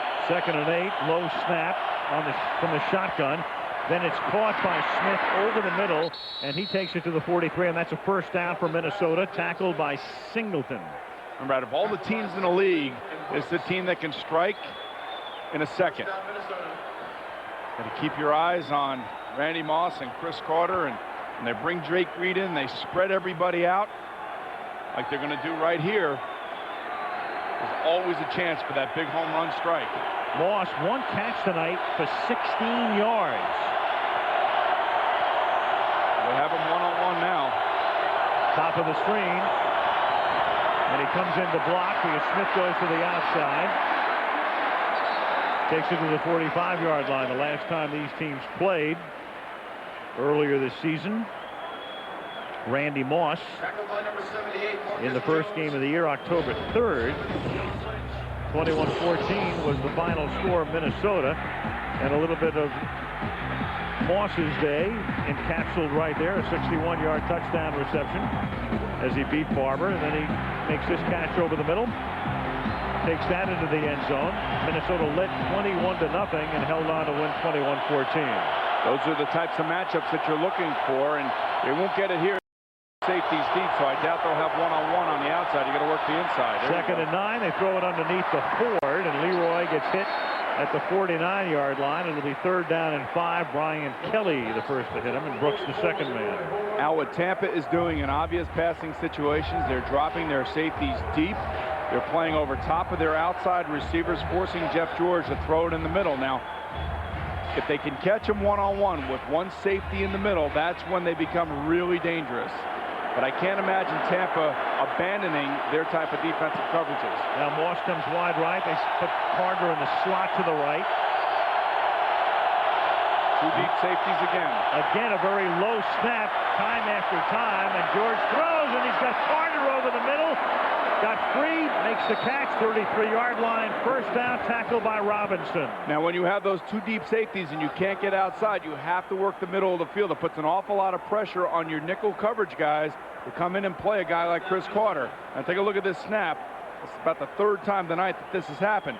But Jeff George has enough presence and poise and a strong enough arm. It's not a pretty throw, but he knows where he's going because he knows exactly what the defense is doing and what their responsibilities are. Carter a half dozen catches tonight for 42 yards. Back to the eye. Smith the tailback from the 31-yard line. Robert gets the ball, and Brooks is right there to knock him down after a gain of a couple. He gets inside the 30-yard line. It's so much fun to watch as Monty Kiffin and Ray Sherman are trying to figure out what each other is doing. There's Monty Kiffin. He's the defensive coordinator for the Buccaneers, and there's Ray Sherman. And they work in concert with their coaches on the sidelines and up in the boxes saying, hey, look, we've gotten a lot of 2 deep coverage, so run the ball. If we start getting one single man in the middle, then go down the sideline. Here you go now. One guy. Now they're blitzing. Second down and 7. 5-man front for Tampa showing blitz. Here they come. Good protection. Moss gets open at the 12, and Moss gets taken down by Barber at the 12. Another first down for the Vikings. Second catch of the night for Randy Moss. And it's not that hard to predict from up here. You could see it when they have one safety in the middle. That's when the wide receivers outside get involved. If there's 2 safeties, then it will be a running back, a tight end, or Chris Carter in the middle of the field. Moss is over 1,000 yards for the year tonight.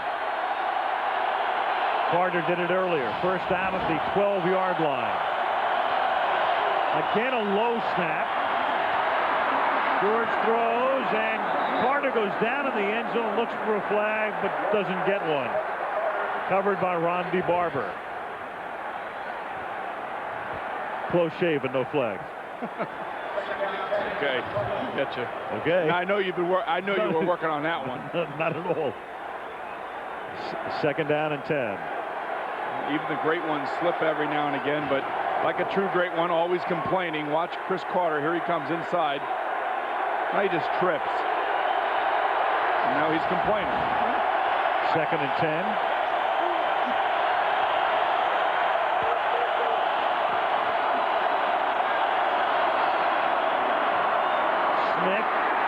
And he can't get out of the backfield because it's Brad Culpepper having a big game tonight.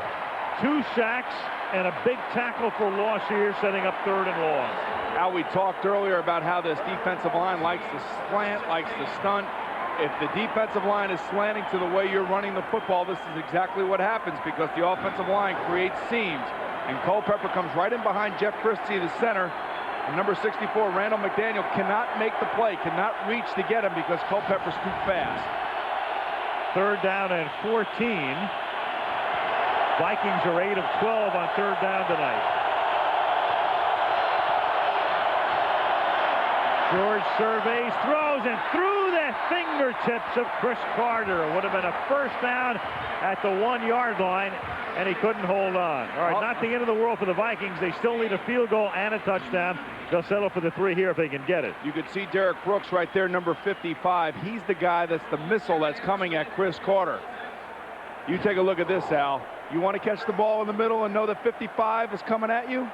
I don't think so. He's trying to protect himself and make the catch at the same time.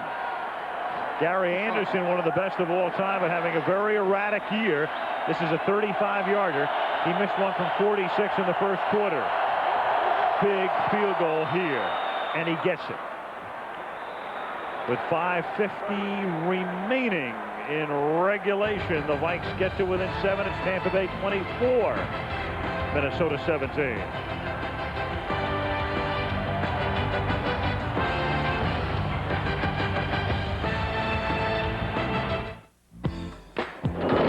When am I going to get $6,000 in 3 weeks? Maybe there's something we can work out. If you were forced to become a gigolo, Is Tina here? I'm Tina. How bad could it be? From the producers of Big Daddy, I have these uncontrollable outbursts. Shove it up your... Deuce Bigelow, male gigolo. I have a sleeping disorder. Rated R. Starts December 10th. What if all kids could achieve their dreams? Your kids can with this, the compact Presario 5700T Internet Bundle. With a super-fast Intel Pentium 3 processor and compact innovations like one-touch internet access, it gives kids the edge they need to become A marine biologist, an astronaut, a concert violinist, or whatever your kids want to be. Get yours today. It's here, the Hot Rebel 2000. Rev it up. Score. New ball. Let Cannon ignite your creativity. Rotation. Agassi. Soar past simple snapshots. And roar into photography. 3, 2, 1, go! Agassi. Rebel 2000 from Canon. Enter the Canon Super Sunday Sweeps at your participating Canon dealer, and you may win a trip to the Super Bowl and Pro Bowl. For every moment that will make you smile, there's a moment that will make you feel. Emmy-winning Sports Night returns with all new episodes Tuesday 9:30, 8:30 Central on ABC.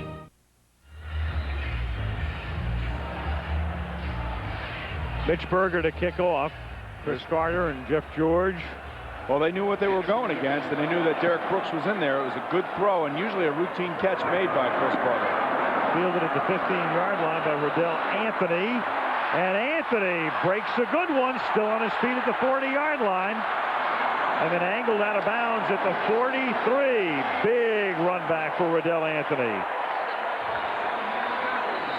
John Henry Mills making the tackle. Take a look at this last repay out. We always talk about, but look at the camera work by our crew, huh? What a shot.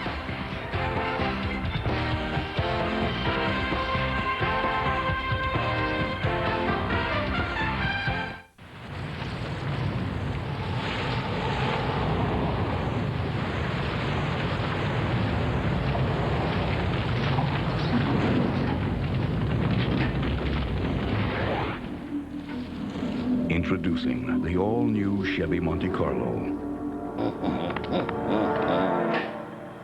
Green. The side you show the world is up to you. This Christmas, give her diamonds from Kay Jewelers. Diamonds hand-selected for extraordinary color and clarity. Choose from Kay's diamond pendant selection starting from $99.95. With diamonds from Kay Jewelers, you will make her very happy. At any given second, in here, it's always Friday. Right this second, Friday's famous Jack Grill entrees are getting something new. Your favorite cuts of meat with golden shrimp. Yeah. AT&T, 7 cents a minute, all day, every day. Take one of these. That'll be 25 cents. But it says here it's a nickel. Not for a couple of hours. What? Well, see, sometimes it's a nickel, but right now, it's a quarter. It's like that long-distance nickel plan where they say it's a nickel. Sometimes they charge you 25. That's right. That's where we got the idea. Is that right? 7 cents a minute, all day, every day, even to Canada with our international plan. You know, there are some stores that sell candy for one low price all day long. And people like it? Oh, they love it. Call 1-800-41-RATE to enroll. Wednesday, think this only happens in the movies? Shocking hidden camera video captures desperate people making deadly agreements. Murder for Hire, 2020 Wednesday. Plenty of action coming up this week. Special Thursday night game on ESPN. The Raiders go to Tennessee to meet the Titans. And then the Vikings are back in primetime Sunday on ESPN against Kansas City. And we go across the state next Monday night. The Jaguars on Monday Night Football hosting the Denver Broncos. Here's Tampa now with Allstott. And they'll try to take some time off the clock. And a flag comes in as Mike picks up 3. Holding. Here we go. It's Tampa Bay. Now you look at all those 3 games that we have in prime time this weekend. All games with playoff implications. Teams that are on the... Number 65. 10-yard penalty. Remains first down. Kevin Doggins, the guy who was replacing George Diaz tonight. But all games. You know, when you take a look at it, they're all playoff implications. But right here, 65, there he is, your left guard. And he's going against Jerry Ball. Not easy. They look like they're kind of dancing with one another, dancing bears in the middle of the line. Yes. Clock ticking, foul 15. Ticking down 1st and 20 now from the 33-yard line. Keep it on the ground and give it an Allstott. Sean King tonight. Starting in place of the injured Trent Dilfer. And for Sean, he's had it when he needed it. Here, the biggest play of the night for him, the great touchdown pass to Jacquez Green. And then the back of the end zone, it's Dave Moore, the tight end, reaching for it and pulling it in. 2 touchdown passes tonight. King 10 out of 17 for 91 yards. And this is where that Tampa strategy, Al, gets to you, where they come out of the huddle slow. They snap the ball with about 4 or 5 seconds on the down clock and just eat up the clock. Second down. Allstott. And he gets taken down. It's going to be 3rd down and long for the Tampa Bay Buccaneers. When we are talking about playoff implications, and of course Tampa Bay very much in the playoff hunt. Huge game next week against Detroit, too. If they can hang on and win this game.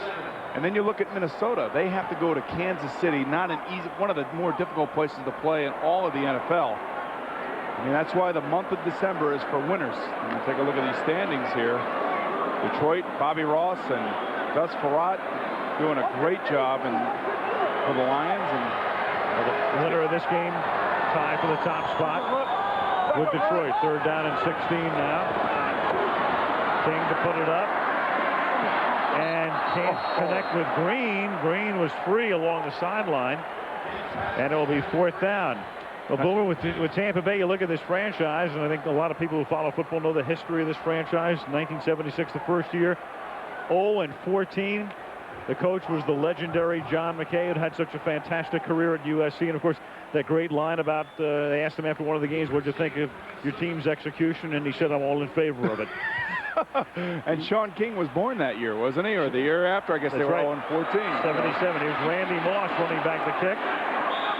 And he brings it back to the 30-yard line. McKay was also coaching at SC when they lost 51-0 to Notre Dame in the locker room. He said, okay, some of you need a shower. Those of you who do, take one.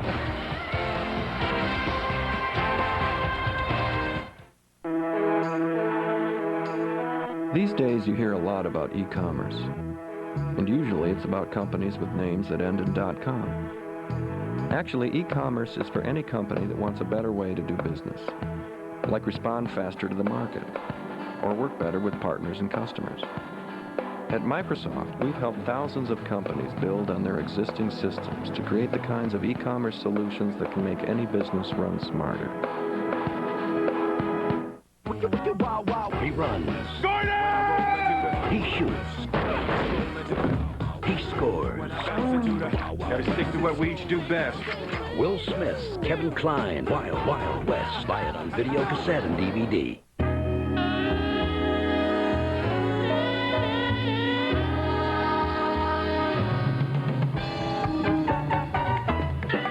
Capture every day in brilliant color. Get the picture with Fujifilm. So what if you had to give up one phone call a day? Not only is it red, but bright red. Just okay. One. Yeah. And then she wears these earth tones. Well, at least, what are you going to wear? Could you do it? Let's all wear red. Before you answer, you should know that one of the most effective deterrents to kids using drugs is parents and the time they spend with their kids.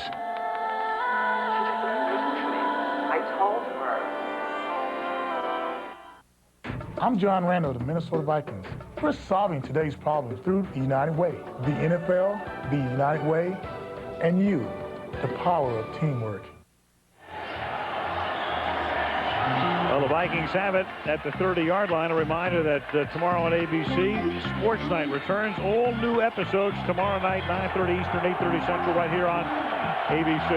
All right, Al, here's where you make your money. You have one of the best offenses against one of the best defenses. Jeff George, Warren Sapp, all the players out here. Let's find out who can win this game. First down at the 30-yard line. George throws underneath, checks off, hits Robert Smith, and he picks up a first down at the 48-yard line. Clock keeps rolling. Vikes have 2 timeouts left. John Lynch made the tackle. Now Tampa's going to allow Minnesota to run these balls underneath like this. They'll give Jeff George some of this. You can see Culpepper trying to stay with Smith. What that shows you is that they were trying to zone blitz and confuse Jeff George. But you got to get back there. You got to make them uncomfortable, and that's something that they haven't done with regularity tonight. First down at the 47-yard line. 2:45. They run a draw up, and it's Robert Smith. Good call, as it turns out, a very good call. 8-yard gain to the 45-yard line, tackled by Culpepper. 2nd and 2, Rich McKay, son of John McKay, the general manager here at Tampa Bay, and it's nervous time for him as well. He's really done a terrific job with his team. Well, they know right here, this is Tampa's season right here, Al. They have to win this game. They want to stay in contention for the NFC Central title, and it's all falling on the defense's shoulders. And I don't think Tony Dungy would want it any other way. 2nd and a deuce at the 45-yard line. Moss sets up slot right. And George throws, and it is out of bounds. It is taken out of bounds by Donnie Abraham. Almost had his 3rd pick of the night. Interesting alignment. Usually Chris Carter's on the inside. This time they reverse it because they know that the defense of the Tampa Bay Buccaneers are playing with 2 safeties, and the middle of the field is wide open. They run Moss down the field as a decoy, and they try to stick it into Carter on the sideline. Huge 3rd and 2 coming up when we come back at the 2-minute warning.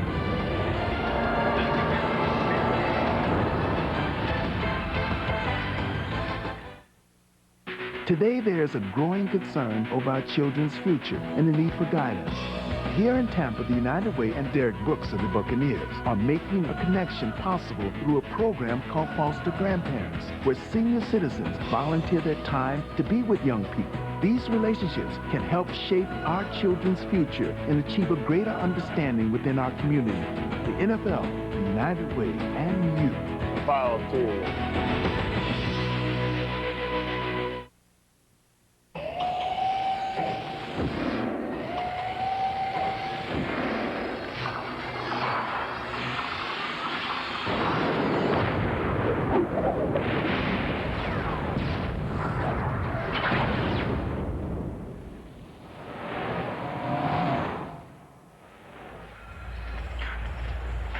Tomorrow on ABC, the return of the comedy, Oh, Grow Up. It's right after an all-new Spin City. It comes your way at 8 o'clock Eastern, 7 Central, right here on ABC.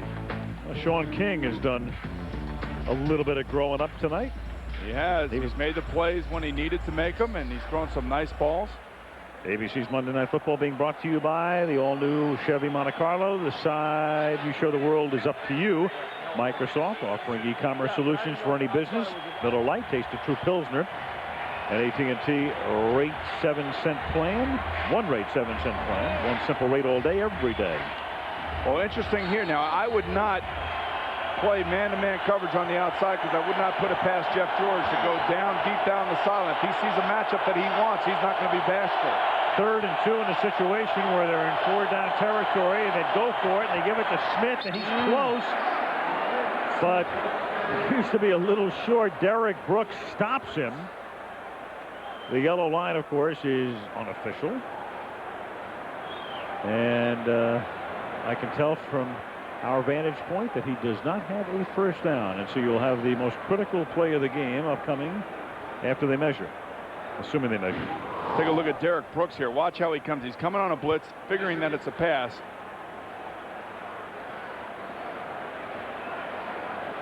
But he meets up with 73 Todd Stussy, and Stussy does a nice job.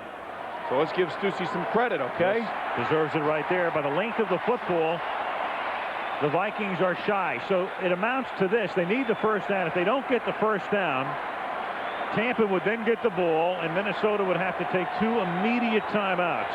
They have only 2. And Tampa would be able to run the clock, assuming they didn't pick up the first down, they'd be able to run it down to about 50 seconds or so. Well, the question is now, do they give it to Leroy Hoard to go right up the middle, or they do a quarterback sneak with Jeff George? Or does he go deep down the sideline? And he's audibling now, and he sees it's one-on-one, and he might be doing that. 4th and the length of the football, and they're going to throw the football, and it is incomplete. Carter went up in the air. It is incomplete. There are no flags covered by Rondy Barber. One flag, Al, and they're stopping the play. So Prior to the snap. We're going to do it over. Start. Okay, so there's number 84, the offense. 5-yard penalty. Remains 4th down. As it turns out, the crowd is so loud, the play went off.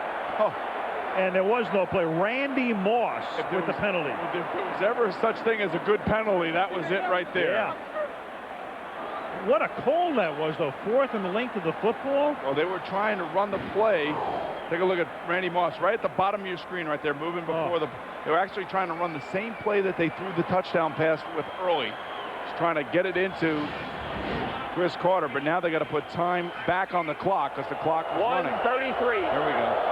Right. Thank you. It took 5 seconds, so those 5 seconds go back. Of course, in a situation like this, it is so loud you can't hear the whistle. You know, now again, if you're the Tampa defense, you got to be real careful here. Now they're playing bump and run on the outside, but they have their 2 deep safeties. I would think that he might work with Jake Reed down here on the bottom. And here he comes. And that is caught by Jake Reed, who ran a crossing route and has a first down at the 35-yard line. Reed was to the right, Moss and Carter to the left, Reed over the middle, and Red McComb said, I don't know how much I can take. 14-yard pickup. All they do is bring Jake Reed across the middle on a little shallow cross route. Now Tampa elects to play zone defense, and if you do that, you have to get back to the quarterback. Jeff George bides a little time and hits Jake Reed. You can see the strength in Jeff George's arm. He's just falling back and flicking it out there and making a nice play. Reed, 6 catches, tying his season high. Again, another low snap. George is used to that. Fires near side, incomplete. Good defense intended for Reed. Abraham knocks it away.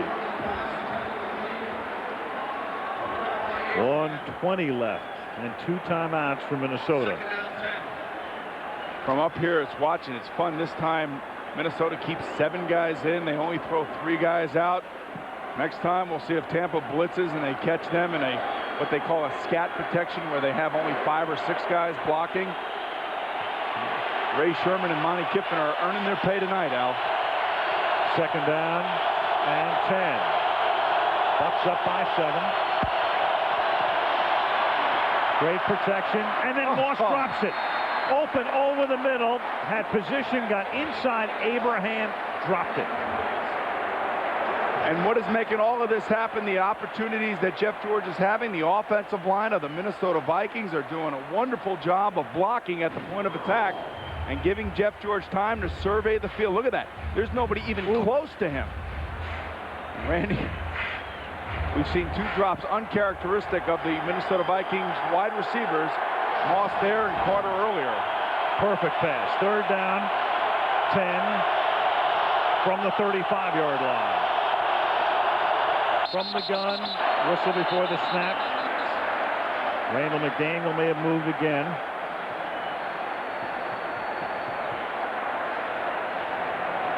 Prior to the snap.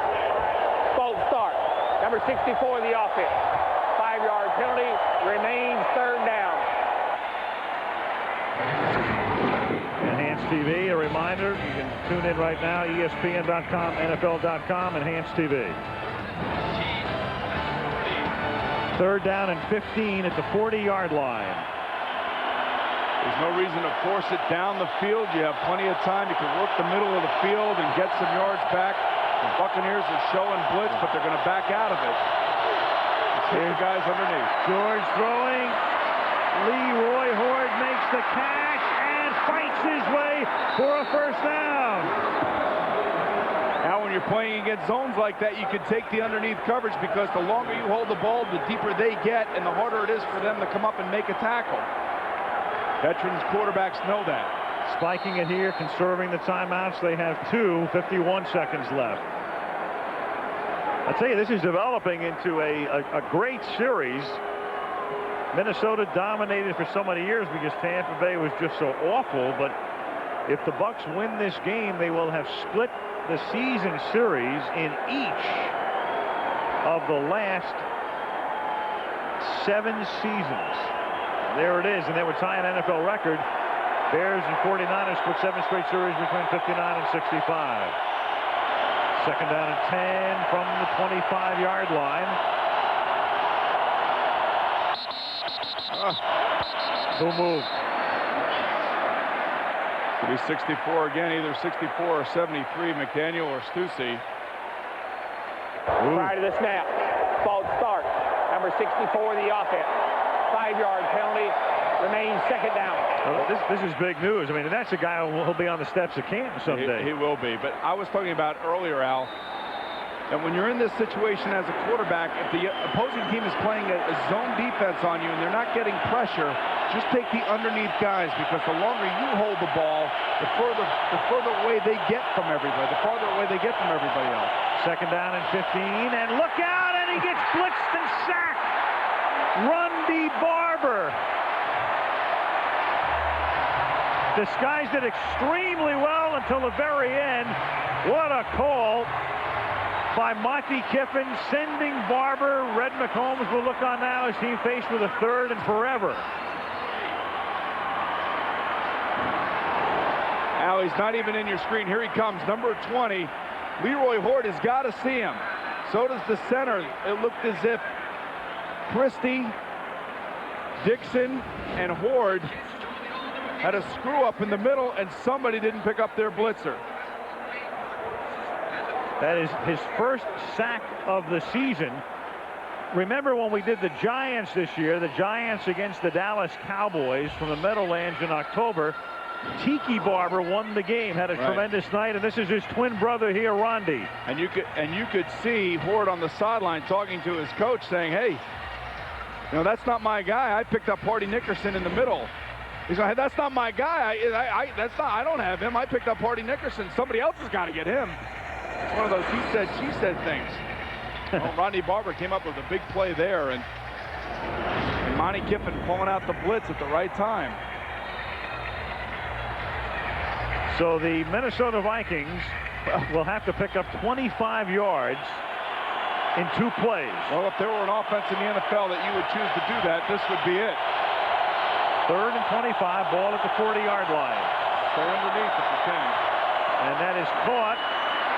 Smith escapes, tries to get out of bounds, can't, stays in bounds, so they're going to have to use a timeout here at the 34-yard line. And Jeff takes they wasted a good 6 or 7 seconds. When he didn't get out of bounds, they had to call it immediately.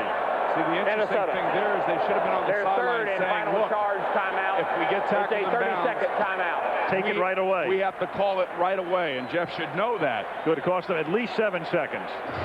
And now they're faced with a 4th down and 19. I don't mind the underneath throw like this because you want to gain some of the yards back. You don't have to go for it all in one play, but you can see the official makes the correct call. Robert Smith is down. He is not out of bounds. But now you have to go for it all, and you have to go by the. You have to be either by the sidelines or you're going to have to go in the end zone. If you do complete it in bounds, you don't have any left. You don't have any left. And what you're going to have to do is you're going to have to tell your receivers, look, if you can't make a touchdown and you can't get out of bounds, give yourself up, go down. We have to get up to the line of scrimmage, and we have to spike the ball. We might have enough time for one more play. Took the last one here, 4th down and 19, the ball at the 34-yard line. Well, we're going to see 4 Hail Marys. Well, all 3 receivers, the key guys, are wide right. George throws, and that wouldn't have even picked up the first down, even if he completed it. Donnie Abraham covers on the play, didn't even throw it far enough to get the first. Brad Culpepper having a huge night, forcing the issue. Morris Unatoa celebrates. So does the crowd at Raymond James Stadium, and Dennis Green is going to watch his winning streak end at 5 as Tampa Bay's winning streak will go to 5.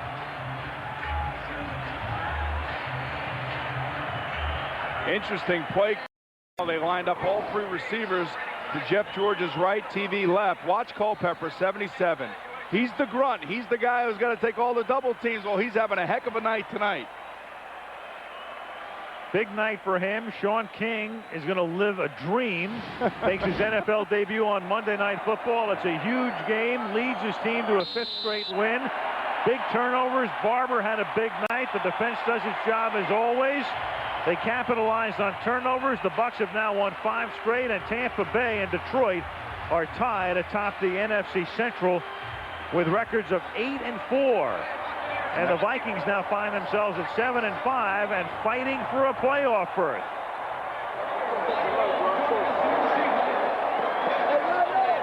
So the Buccaneers, a team written off by a lot of people, including many down here after the ignominious beginning to their season, get it all turned around and exult on a Monday night as they win it by a score of 24-17. In a moment, we'll be back with a play of the game.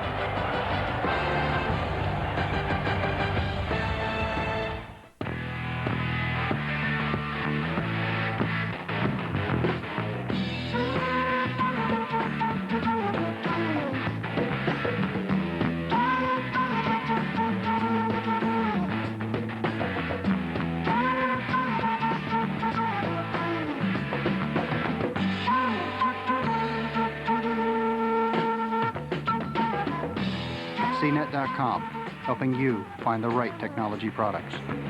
Hey. This is for those ready to hit the road. Hit the road. This is for the long way home. This is for those who want to widen their horizons. This is for the passing lane. This is for right now. Right now. Hit the road for 2.9% APR financing, and you can get average finance savings of up to $1,618 on a 2000 Grand Prix GT.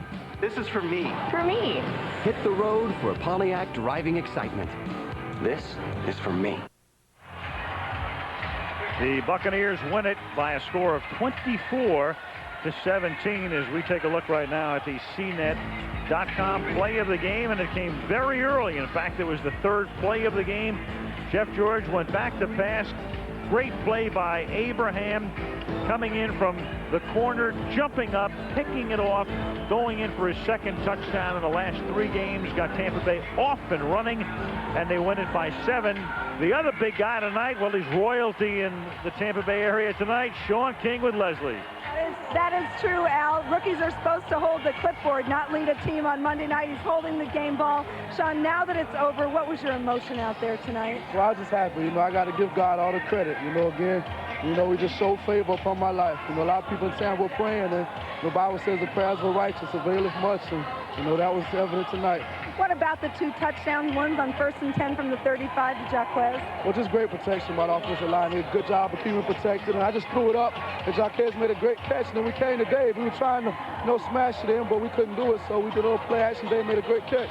And what about Dave Moore told me he doesn't catch many balls, but he makes them count? Yeah, he does. He makes the ones that he catches count.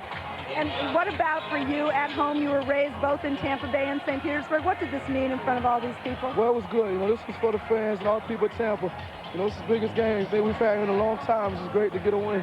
Well, undefeated at Tulane, undefeated in the pros. Congratulations, Thank you very much. Back to you guys. Thank you, Leslie. The resourceful Buccaneers, 5 straight wins, an 8-4 mark, and they take on Detroit here. So a battle for first in the NFC Central coming up in Tampa on Sunday. We go to Jacksonville Monday. The Jaguars on Monday night with the best record in the league, taking on the Denver Broncos at Alltel Stadium. Final score here tonight is Tampa Bay 24, Minnesota 17. Al Michaels, for Boomer Esiason, and Leslie Visser saying good night from Tampa. ABC Sports is online at ESPN.com. Stay tuned now for your late local news or other programming. This has been a presentation of ABC Sports, continuing the tradition of excellence.